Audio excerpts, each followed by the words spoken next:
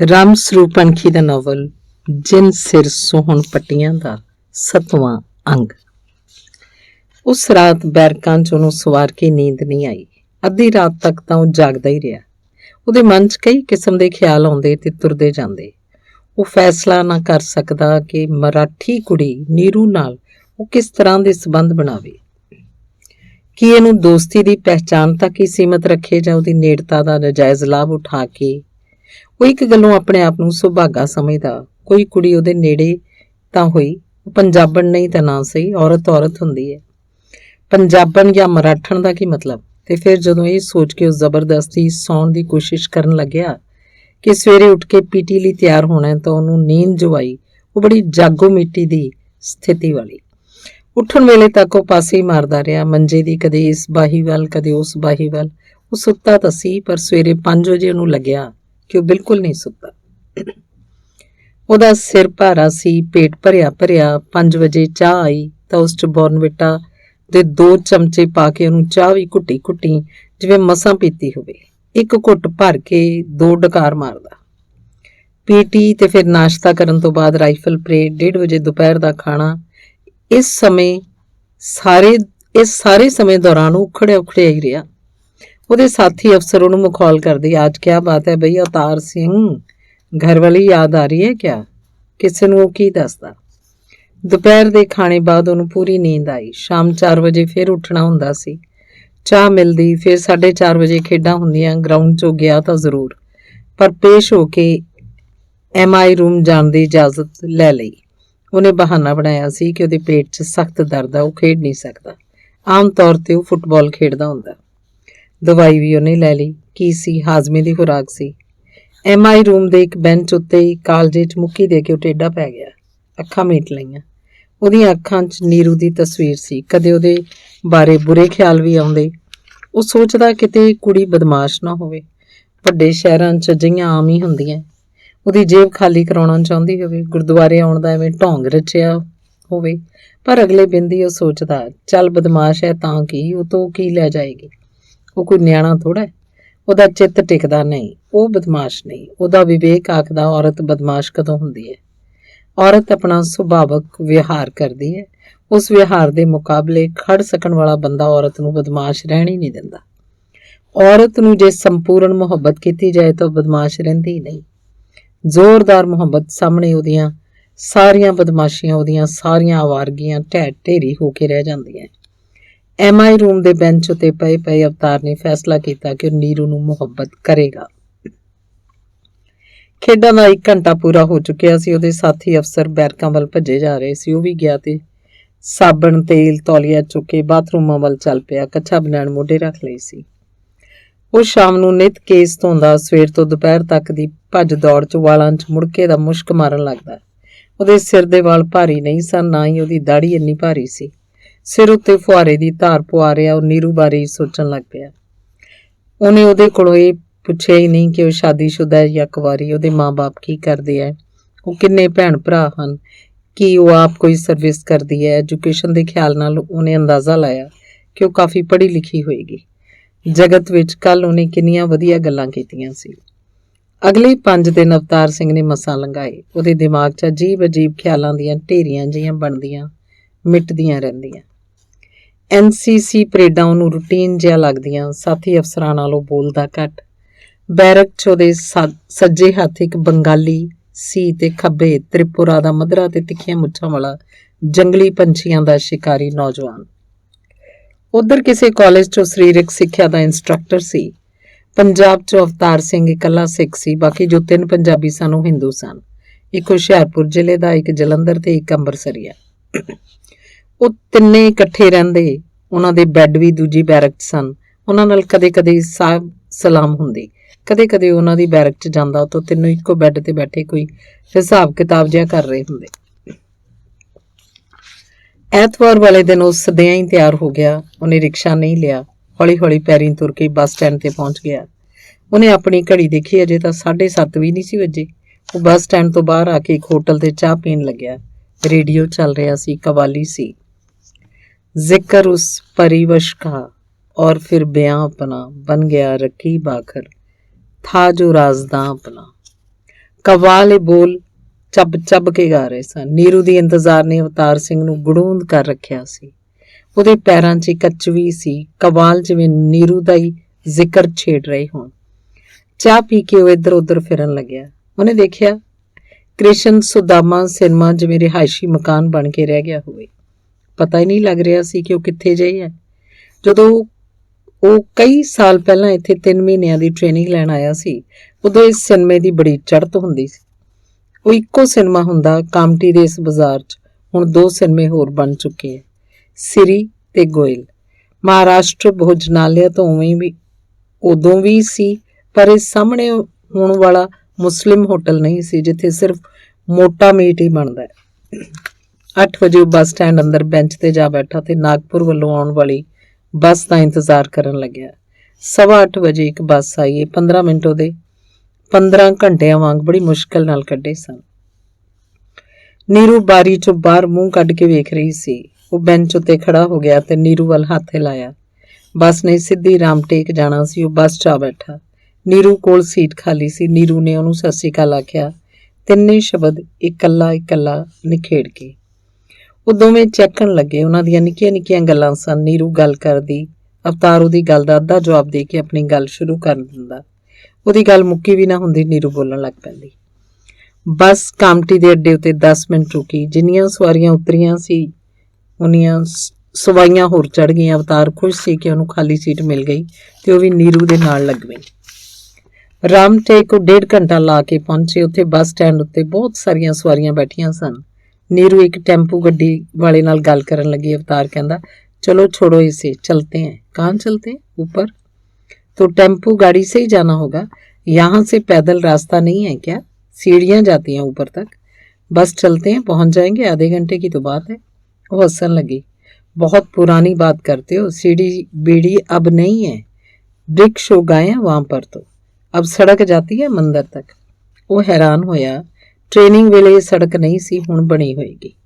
ਉਹਨੇ ਸੋਚਿਆ ਉਦੋਂ ਤਾਂ ਮੰਦਰ ਤੱਕ ਜਾਣ ਵੇਲੇ ਪੌੜੀਆਂ ਸਨ, ਕਈ 100। ਚੜ੍ਹਦੇ ਚੜ੍ਹਦੇ ਬੰਦਾ ਥੱਕ ਜਾਂਦਾ। ਮੰਦਰ ਤੋਂ ਥੱਲੇ ਆਉਣ ਲਈ ਹੋਰ ਪੌੜੀਆਂ ਸੀ, ਪੱਥਰ ਦੀਆਂ ਪੱਕੀਆਂ। ਟੈਂਪੂ ਗੱਡੀ ਵਾਲੇ ਨਾਲ ਉਹਨਾਂ ਨੇ ਉੱਕਾ ਪੁੱਕਾ ਸੌਦਾ ਤੈਅ ਕਰ ਲਿਆ। 2 ਘੰਟੇ ਉੱਥੇ ਠਹਿਰੇਗਾ, ਫਿਰ ਵਾਪਸ ਲੈ ਕੇ ਆਏਗਾ। ਰਾਮਟੇਕ ਮੰਦਰ ਤੋਂ ਬਾਅਦ ਉਹ ਹਿੰਸੀ ਤਾਲਾਬ 'ਚ ਨਹਾ ਕੇ ਵੀ ਆਉਣਗੇ। ਰਾਮਟੇਕ ਮੰਦਰ ਅਸਲ 'ਚ ਇੱਕ ਕਿਲ੍ਹਾ ਹੈ, ਕਈ ਹਜ਼ਾਰ ਸਾਲ ਪੁਰਾਣਾ, ਬਹੁਤ ਉੱਚੀ ਪਹਾੜੀ ਤੇ ਬਣਿਆ ਹੋਇਆ। ਇਸ ਕਿਲੇ ਨੇੜੇ ਦੀ ਥੱਲੇ ਵਗਦੀ ਸਰਜੂ ਨਦੀ 'ਚੋਂ ਇੱਕ ਵਾਰੀ ਉਸ ਵੇਲੇ ਦੇ ਮਹਾਰਾਜੇ ਨੂੰ ਰਾਮ, ਲਛਮਣ ਤੇ ਸੀਤਾ ਦੀਆਂ ਮੂਰਤੀਆਂ ਮਿਲੀਆਂ। ਉਹਨੇ ਉਹਨਾਂ ਮੂਰਤੀਆਂ ਦੀ ਸਥਾਪਨਾ ਇਸ ਕਿਲੇ 'ਚ ਕਰਵਾ ਦਿੱਤੀ। ਮੰਦਰ ਬਣਵਾਇਆ। ਉਦੋਂ ਤੋਂ ਲੈ ਕੇ ਇਹਨਾਂ ਮੂਰਤੀਆਂ ਦੀ ਪੂਜਾ ਹੁੰਦੀ ਆ ਰਹੀ ਹੈ। ਪੁਜਾਰੀ ਦੱਸਦੇ ਹਨ ਕਿ ਇੱਥੇ ਗੁਰੂ ਨਾਨਕ ਦੇਵ ਜੀ ਤੇ ਗੁਰੂ ਗੋਬਿੰਦ ਸਿੰਘ ਜੀ ਵੀ ਆਏ ਸਨ।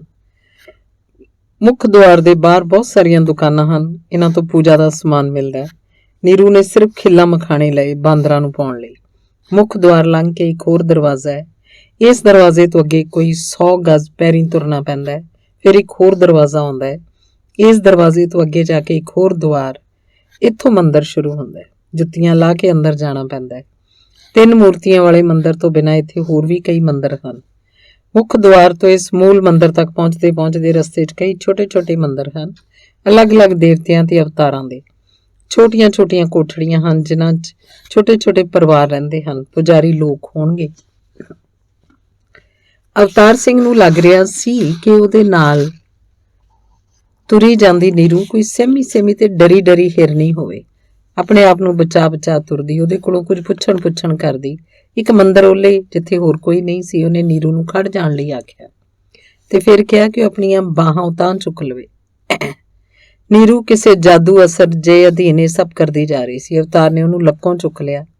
ਫਿਰ ਉਹ ਆਪਣੇ ਦੁਆਲੇ ਲਾਟੂ ਵਾਂਗ ਘੁੰਮਣ ਲੱਗਿਆ। ਆਪਣੇ ਆਪ ਨੂੰ ਛਡਾਉਣ ਲਈ ਉਹ ਲੱਤਾਂ ਮਾਰਨ ਲੱਗੀ, ਬੜੀ ਧੀਮੀ ਆਵਾਜ਼ 'ਚ, ਪਰ ਤੇਜ਼ ਬੋਲਦੀ ਜਾ ਰਹੀ ਸੀ। ਅਰੇ ਕੋਈ ਦੇਖ ਲੇਗਾ। ਨੀਰੂ ਨੇ ਉਹਦੇ ਮੋਢੇ ਉੱਤੇ ਦੰਦੀ ਵੱਡੀ ਤਾਂ ਜਾ ਕੇ ਉਹਨੂੰ ਥੱਲੇ ਉਤਾਰਿਆ। ਉਹ ਬੇਤਹਾਸ਼ਾ ਹੱਸ ਰਿਹਾ ਸੀ। ਨੀਰੂ ਰੋਈ ਜਾ ਰਹੀ ਸੀ, ਅੱਖਾਂ 'ਚ ਮਣ ਹੰਝੂ। ਤੇ ਫਿਰ ਉਹ ਅੱਖਾਂ ਪੂੰਝ ਕੇ ਬੋਲੀ, ਆਪ ਅੱਛੇ ਨਹੀਂ ਹੋ, ਤੁਮ ਬਹੁਤ ਅੱਛੇ ਹੋ। ਅਵਤਾਰ ਹਾਲੇ ਵੀ ਹੱਸ ਰਿਹਾ ਸੀ। ਮੁੱਖ ਦੁਆਰ ਤੱਕ ਉਹ ਛੇਤੀ ਵਾਪਸ ਮੁੜੇ। ਟੈਂਪੂ ਗੱਡੀ ਵਾਲਾ ਉਹਨਾਂ ਨੂੰ ਉਡੀਕ ਰਿਹਾ ਸੀ। ਨੀਰੂ ਨੇ ਦੇਖਿਆ ਸੀਟ ਉੱਤੇ ਪਿਆ ਉਹਦਾ ਬੈਗ ਸੁਰੱਖਿਅਤ ਸੀ। ਖਿੰਡਸੀ ਤਲਾਬ ਵੱਲ ਜਾਂਦਿਆਂ ਰਾਹ 'ਚ ਉਹਨਾਂ ਨੇ ਕਾਲੀਦਾਸ ਮਾਰਗ ਵੀ ਵੇਖਿਆ। ਕਾਲੀਦਾਸ ਨੇ ਰਾਮਟੇਕ ਰਹਿ ਕੇ ਆਪਣਾ ਮਹਾਕਾਵ ਮੇਘਦੂਤ ਲਿਖਿਆ ਸੀ। ਖਿੰਡਸੀ ਤਲਾਬ ਦੇ ਬੰਗਲੇ ਸਾਹਮਣੇ 2-3 ਕਾਰਾਂ ਤੇ ਇੱਕ ਟੈਂਪੂ ਗੱਡੀ ਪਹਿਲਾਂ ਵੀ ਖੜੀ ਸੀ। ਨੀਰੂ ਨੇ ਆਪਣਾ ਬੈਗ ਚੁੱਕਿਆ ਤੇ ਦੋਵੇਂ ਪੌੜੀਆਂ ਉਤਰ ਗਏ। ਕਾਫੀ ਥੱਲੇ ਜਾ ਕੇ ਸੀ ਤਲਾਬ। ਬਹੁਤ ਸਾਰੇ ਮੁੰਡੇ ਕੁੜੀਆਂ ਨਹਾ ਰਹੇ ਸੀ। ਮੁੰਡੇ ਨੰਗੇ ਹੋ ਕੇ ਤੇ ਕੁੜੀਆਂ ਸਣੇ ਕੱਪੜੀ, ਉਹ ਵੀ ਨਹਾਤੇ। ਇੱਕ ਦੂਜੇ ਦੇ ਮੂੰਹ ਤੇ ਛਿੱਟੇ ਮਾਰ-ਮਾਰ ਖਰਮਸਤੀ ਬਾਅਦ ਉਹਨਾਂ ਨੇ ਕੱਪੜੇ ਬਦਲੇ ਤੇ ਇੱਕ ਚਾਦਰ ਵਿਛਾ ਕੇ ਦਰਖਤ ਥੱਲੇ ਬੈਠ ਗਏ। ਅਵਤਾਰ ਸਿੰਘ ਵੀ ਆਪਣੇ ਨਾਲ ਆਪਣਾ 에ਅਰ ਬੈਗ ਲੈ ਕੇ ਆਇਆ ਸੀ। ਨੀਰੂ ਦੁਪਹਿਰ ਦੇ ਖਾਣੇ ਦਾ ਡੱਬਾ ਲੈ ਕੇ ਆਈ ਸੀ ਦੋਵਾਂ ਲਈ। ਉਹਨਾਂ ਨੇ ਖਾਣਾ ਖਾ ਲਿਆ। ਟੈਂਪੂ ਗੱਡੀ ਵਾਲਾ ਵੀ ਥੱਲੇ ਉਤਰ ਆਇਆ ਸੀ। ਕਹਿ ਰਿਹਾ ਸੀ 2 ਘੰਟੇ ਸੀ ਉੱਪਰ ਹੋ ਗਿਆ ਵਕਤ ਸਰਦਾਰ ਜੀ। ਕਾਮਟੀ ਦੇ ਬੱਸ ਸਟੈਂਡ ਉੱਤੇ ਆ ਕੇ ਉਹ ਨਿਖੜ ਗਏ। ਅੰਗ 8ਵਾਂ। ਸੰਗਰੂਰ ਵਾਪਸ ਆਇਆ ਤਾਂ ਉਹਦੀ ਮਾਂ ਸਖਤ ਬਿਮਾਰ ਸੀ। ਮੁੰਡਾ ਕੁੜੀ ਸਹਿਮੇ ਹੋਏ ਤੇ ਪਰੇਸ਼ਾਨ ਸਨ। ਉਹਨਾਂ ਨੇ ਪਾਪਾ ਨੂੰ ਆਇਆ ਵੇਖ ਧਾਹਾਂ ਮਾਰ-ਮਾਰ ਰੋਣ ਲੱਗੇ। ਸਰਗੀ ਉਹਦੀ ਗੋਦ 'ਚ ਬੈਠ ਕੇ ਉਹਨੂੰ ਕੋਸਣ ਲੱਗੀ, ਤੁਸੀਂ ਕਿਉਂ ਗਏ ਸੀ ਸਾਨੂੰ ਇਕੱਲੇ ਛੱਡ ਕੇ? ਸਰਬਜੀਤ ਦੱਸ ਰਿਹਾ ਸੀ, ਮੇਰੇ ਕਹੇ ਤੋਂ ਕਦੇ ਡਾਕਟਰ ਆਉਂਦੇ ਕਦੇ ਆਉਂਦਾ ਹੀ ਨਹੀਂ। ਦਾਦੀ ਸਾਨੂੰ ਰਾਤ ਨੂੰ ਸੌਣ ਨਹੀਂ ਦਿੰਦੀ। ਮੈਂ ਉਦੋਂ ਦਾ ਸਕੂਲ ਵੀ ਨਹੀਂ ਗਿਆ। ਅਵਤਾਰ ਸਿੰਘ ਮੁੰਡੇ ਕੁੜੀ ਦੀ ਪਰੇਸ਼ਾਨੀ ਤੇ ਮਾਂ ਦੀ ਬੁਰੀ ਹਾਲਤ ਵੇਖ ਕੇ ਦੁਖੀ ਹੋਇਆ ਤੇ ਕੁਝ ਘਬਰਾਇਆ ਵੀ। ਉਹ ਨਹੀਂ ਆਪਣੇ ਫੈਮਿਲੀ ਡਾਕਟਰ ਕੋਲ ਗਿਆ ਤੇ ਦੱਬਵੇਂ ਗੁੱਸੇ 'ਚ ਉਹ ਤੋਂ ਮਾਂ ਦੀ ਬਿਮਾਰੀ ਬਾਰੇ ਪੁੱਛਿਆ।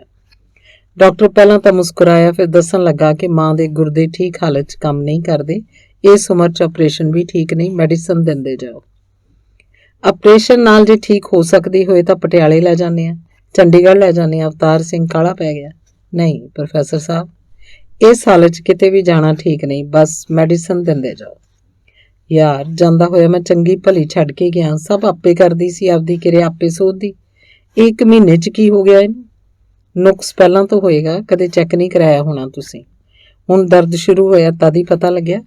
ਪ੍ਰੋਫੈਸਰ ਸਾਹਿਬ ਉਮਰ ਵੀ ਦੇਖੋ ਮਾਂ ਦੀ, ਘਬਰਾਓ ਨਹੀਂ, ਮੈਡੀਸਨ ਦਿੰਦੇ ਜਾਓ। ਬੱਚਿਆਂ ਨੂੰ ਦੱਸਿਆ ਹੋਇਆ ਮੇਰਾ। ਮੈਡੀਸਨਸ ਮੈਂ ਖੁਦ ਕੈਮਿਸਟ ਤੋਂ ਲੈ ਕੇ ਦੇ ਕੇ ਆਇਆ ਸੀ।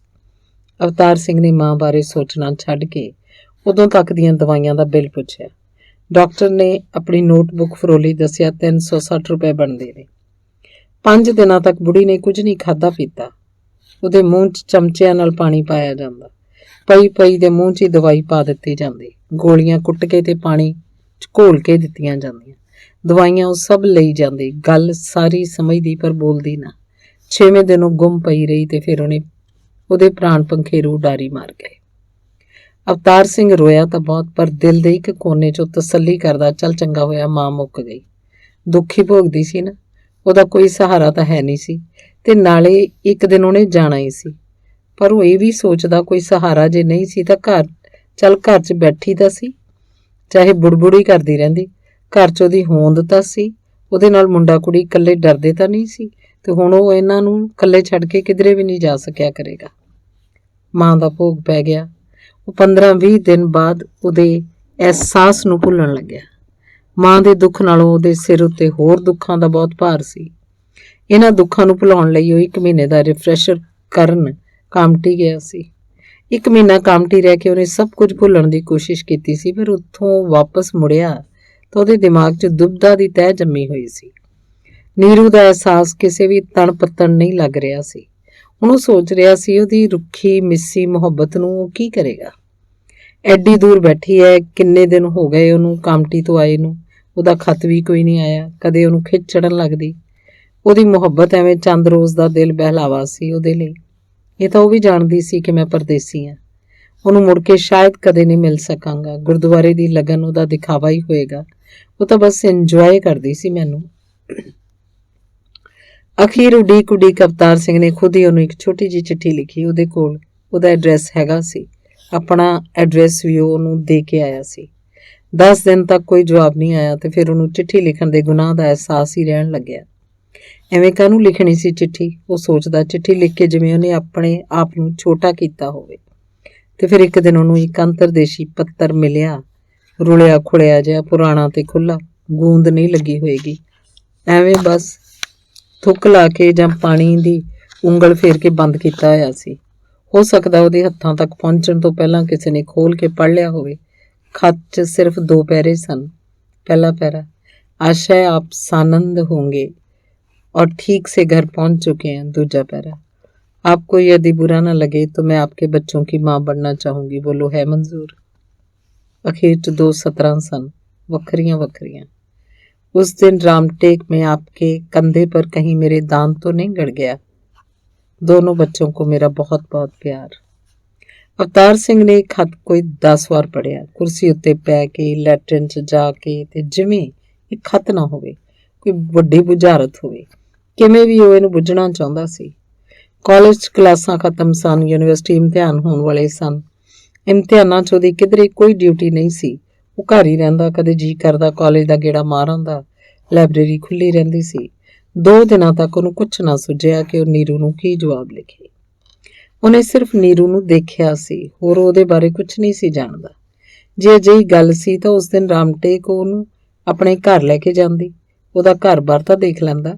ਉਹਦੇ ਮਾਂ-ਬਾਪ, ਉਹਦੇ ਭੈਣ ਭਰਾਵਾਂ ਬਾਰੇ ਉਹਨੂੰ ਕੱਖ ਵੀ ਪਤਾ ਨਹੀਂ ਸੀ। ਨਾ ਹੀ ਇਹ ਕਿ ਉਹ ਕੌਣ ਲੋਕ ਹਨ। ਨੀਰੂ ਕੋਈ ਸਰਵਿਸ ਕਰਦੀ ਹੈ ਜਾਂ ਘਰ 'ਚ ਵਿਹਲੀ ਹੈ। ਵਿਹਲੀ ਵੀ ਬੈਠੀ ਹੈ ਤਾਂ ਉਹ ਕਿੰਨਾ ਕੁ ਪੜ੍ਹੀ ਲਿਖੀ ਹੈ। ਚਿੱਠੀ ਤੋਂ ਤਾਂ ਲੱਗਦਾ ਹੈ ਕਿ ਉਹ ਖਾਸਾ ਪੜ੍ਹੀ ਲਿਖੀ ਹੋਏਗੀ। ਲੱਗਦਾ ਉਹ 30-35 ਸਾਲ ਦੀ ਜ਼ਰੂਰ ਹੋਏਗੀ। ਲੱਗਦਾ ਤਾਂ ਇਹ ਵੀ ਹੈ ਕਿ ਉਹ 24-25 ਤੋਂ ਵੱਧ ਨਹੀਂ। ਪਰ ਹੁਣ ਤੱਕ ਉਹਦਾ ਵਿਆਹ ਕਿਉਂ ਨਹੀਂ ਹੋਇਆ? ਉਹਦਾ ਵਿਆਹ ਉਹਨਾਂ ਦੇ ਆਪਣੇ ਸਮਾਜ 'ਚ ਹੀ ਹੋਣਾ ਚਾਹੀਦਾ ਸੀ। ਉਹ ਐਡੀ ਦੂਰ ਪੰਜਾਬ 'ਚ ਫਿਰ ਇੱਕ ਸਿੱਖ ਦੇ ਘਰ ਕਿਉਂ ਆਉਣਾ ਚਾਹੁੰਦੀ ਹੈ? ਉਹਨੇ ਉਹਦਾ ਕੀ ਦੇਖਿਆ? ਉਹਨੇ ਐਡੀ ਛੇਤੀ ਇਹ ਫੈਸਲਾ ਕਿਵੇਂ ਲੈ ਲਿਆ? ਉਹ ਇਹ ਸਾਰੀਆਂ ਗੱਲਾਂ ਖਤ ਲਿਖ ਕੇ ਉਹ ਤੋਂ ਪੁੱਛਣਾ ਚਾਹੁੰਦਾ ਸੀ, ਪਰ ਦੂਜੇ ਬਿਨ ਦੀ ਉਹ ਸੋਚਦਾ ਕਿੰਨੀ ਬੇਵਕੂਫੀ ਹੈ। ਉਹ ਤਾਂ ਵਿਆਹ ਲਈ ਤਿਆਰ ਬੈਠੀ ਹੈ ਤੇ ਉਹਨੂੰ ਪੁੱਛੇ ਤੇਰੇ ਮਾਂ-ਬਾਪ ਕੀ ਕਰਦੇ ਆ, ਤੁਸੀਂ ਕਿੰਨੇ ਭੈਣ ਭਰਾ ਹੋ, ਤੂੰ ਕਿੰਨਾ ਪੜ੍ਹੀ ਹੋਈ ਹੈ, ਤੂੰ ਕਿਉਂ ਮੇਰੇ ਘਰ ਆਉਣਾ ਚਾਹੁੰਦੀ ਹੈ? ਕਿਆ ਫਜ਼ੂਲ ਸਵਾਲ ਨੇ।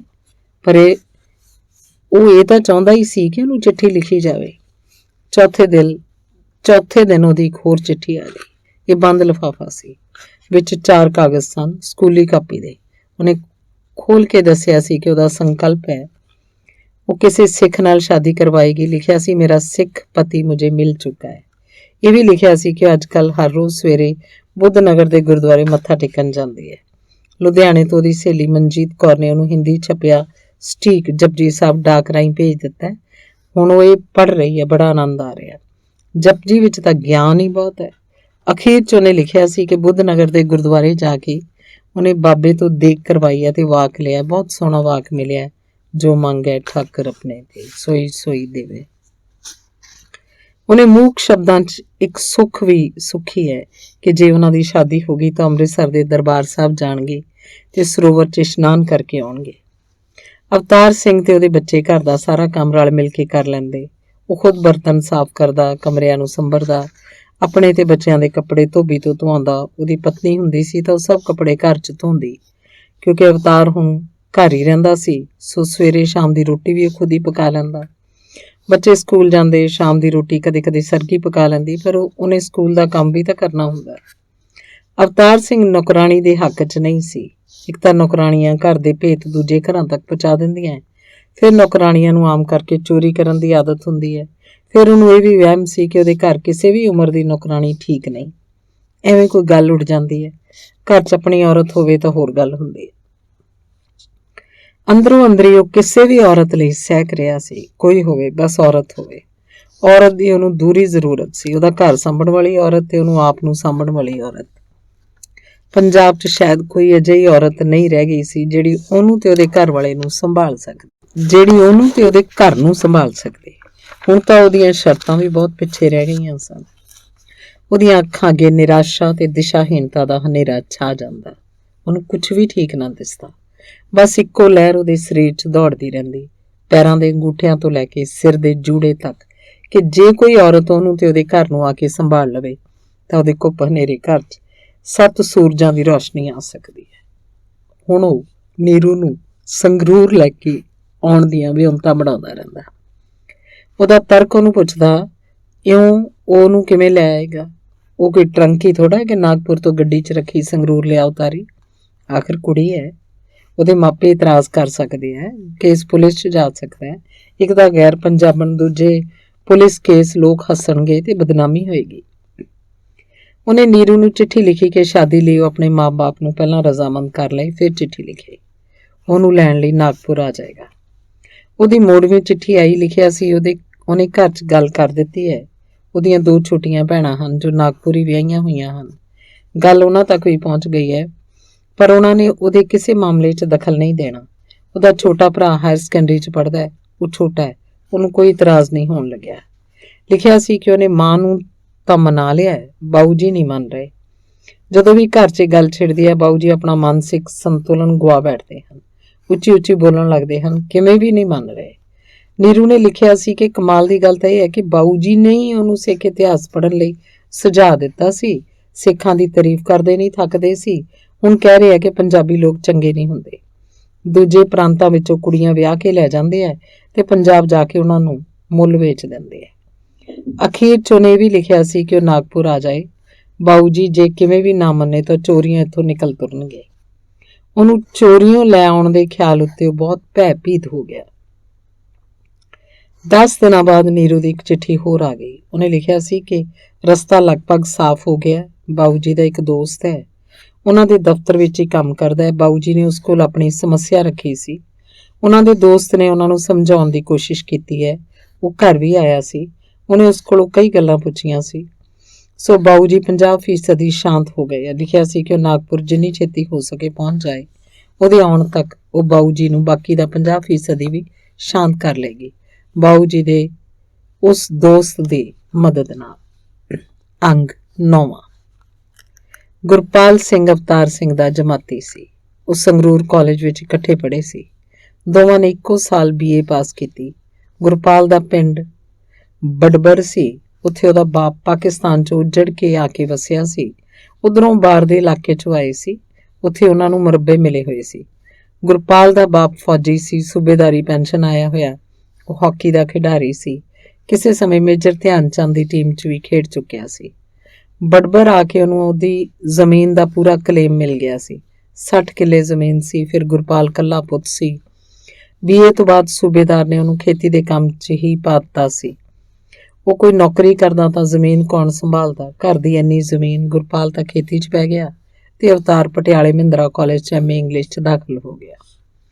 ਮਿਲਦੇ ਜੁਲਦੇ ਫਿਰ ਵੀ ਰਹਿੰਦੇ, ਇੱਕ ਦੂਜੇ ਨੂੰ ਮੋਹ ਪਿਆਰ ਦੀਆਂ ਚਿੱਠੀਆਂ ਲਿਖਦੇ। ਅਵਤਾਰ ਦਾ ਕਦੋਂ ਜੀ ਕਰਦਾ ਤਾਂ ਬਡਬਰ ਉਹਦੇ ਕੋਲ ਰਾਤ ਕੱਟ ਆਉਂਦਾ। ਸੂਬੇਦਾਰ ਅਵਤਾਰ ਨੂੰ ਵੀ ਉਨਾ ਹੀ ਚਾਹੁੰਦਾ। ਫਿਰ ਜਦੋਂ ਅਵਤਾਰ ਸਿੰਘ ਦੀ ਸ਼ਾਦੀ ਹੋ ਗਈ ਤੇ ਉਹ ਸੰਗਰੂਰ ਕਾਲਜ ਵਿੱਚ ਹੀ ਪੰਜਾਬੀ ਦਾ ਲੈਕਚਰਰ ਲੱਗ ਗਿਆ, ਤਾਂ ਵੀ ਉਹਦਾ ਮਿਲਣਾ ਜੁਲਣਾ ਗੁਰਪਾਲ ਨਾਲ ਬਣਿਆ ਰਿਹਾ। ਗੁਰਪਾਲ ਪੈਂਟ ਨਹੀਂ ਪਾਉਂਦਾ ਸੀ, ਕੁੜਤਾ ਪਜਾਮਾ ਪਹਿਨਦਾ, ਦਾੜੀ ਖੁੱਲੀ ਰੱਖਦਾ, ਮਾਵਾ ਦਿੱਤੀ ਮਲਮਲ ਦੀ ਪੱਗ ਪੂਣੀ ਕਰਕੇ ਬੰਨ੍ਹਦਾ, ਪੈਰਾਂ 'ਚ ਦੁਖੱਲੀ ਜੁੱਤੀ। ਹਾੜ ਸਿਆਲ ਉਹਦੀ ਇਹੋ ਪੁਸ਼ਾਕ ਹੁੰਦੀ।